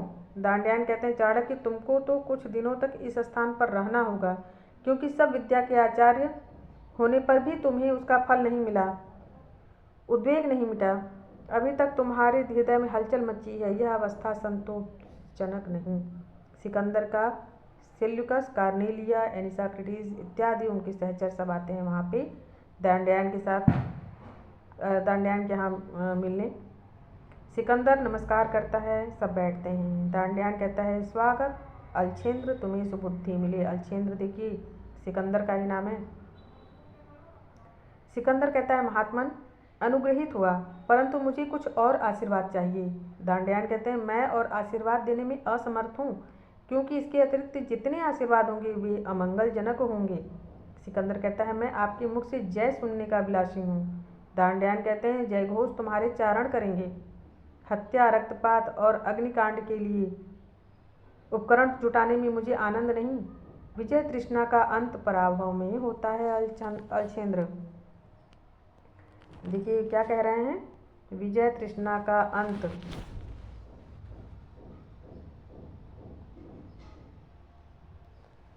विजय तृष्णा का अंत पराभव में होता है। कौन कह रहा है, दांडयान कहते हैं। किससे, सिकंदर से। राज सत्ता सुव्यवस्था से बढ़े तो बढ़ सकती है, केवल विजयों से नहीं, इसलिए अपनी प्रजा के कल्याण में लगो। ये लाइन बहुत इंपॉर्टेंट है। विजय तृष्णा का अंत पराभव में होता है। अलछेंद्र राज सत्ता सुव्यवस्था से बढ़े तो बढ़ सकती है, केवल विजयों से नहीं, इसलिए अपनी प्रजा के कल्याण में लगो। सिकंदर कहता है अच्छा। चंद्रगुप्त को दिखाकर कहता है यह तेजस्वी युवक कौन है। सेल्यूकस कहता है यह मगध का एक निर्वासित राजकुमार है। सिकंदर कहते हैं मैं आपका स्वागत करने के लिए अपने शिविर में निमंत्रित करता हूँ। चंद्रगुप्त कहता है अनुग्रहित हुआ, आर्य लोग किसी निमंत्रण को अस्वीकार नहीं करते। सिकंदर कहता है सेल्यूकस से तुमसे इनसे कब परिचय हुआ। सेल्यूकस कहता है इनसे तो मैं पहले ही मिल चुका हूँ। चंद्रगुप्त कहता है आपका उपकार मैं भूल नहीं सकता, आपने व्याघ्र से मेरी रक्षा की थी जब मैं अचेत पड़ा था। फिर सिकंदर कहता है अच्छा तो आप लोग पूर्व परिचित भी हैं, तब तो सेनापति इनके आतिथ्य का भार आप ही पर रहा। सेल्यूकस कहता है जैसी आज्ञा। सिकंदर कहता है महात्मा से महात्मन लौटती बार आपका फिर दर्शन करूंगा जब भारत विजय कर लूंगा। दांडयान कहते हैं अलछेंद्र सावधान। चंद्रगुप्त को दिखाकर कहते हैं देखो यह भारत का भावी सम्राट तुम्हारे सामने बैठा है। सब स्तब्ध होकर चंद्रगुप्त को देखते हैं और चंद्रगुप्त आश्चर्य से कार्नेलिया को देखने लगता है और एक दिव्य आलोक छा जाता है और फिर पटाक्षेप होता है और यहीं से पहला अंक और पहले अंक की जो 11 दृश्य हैं वो उनका पटाक्षेप होता है। अब अगले क्रम में हम लोग अगले वीडियो में द्वितीय अंक के बारे में देखेंगे। और अभी तक आप मेरे चैनल पे नए हैं तो आप मेरे चैनल को जो है सब्सक्राइब करें, लाइक करें और कमेंट अवश्य करें कि आपको कैसा लगा। तो इसी के साथ नमस्कार।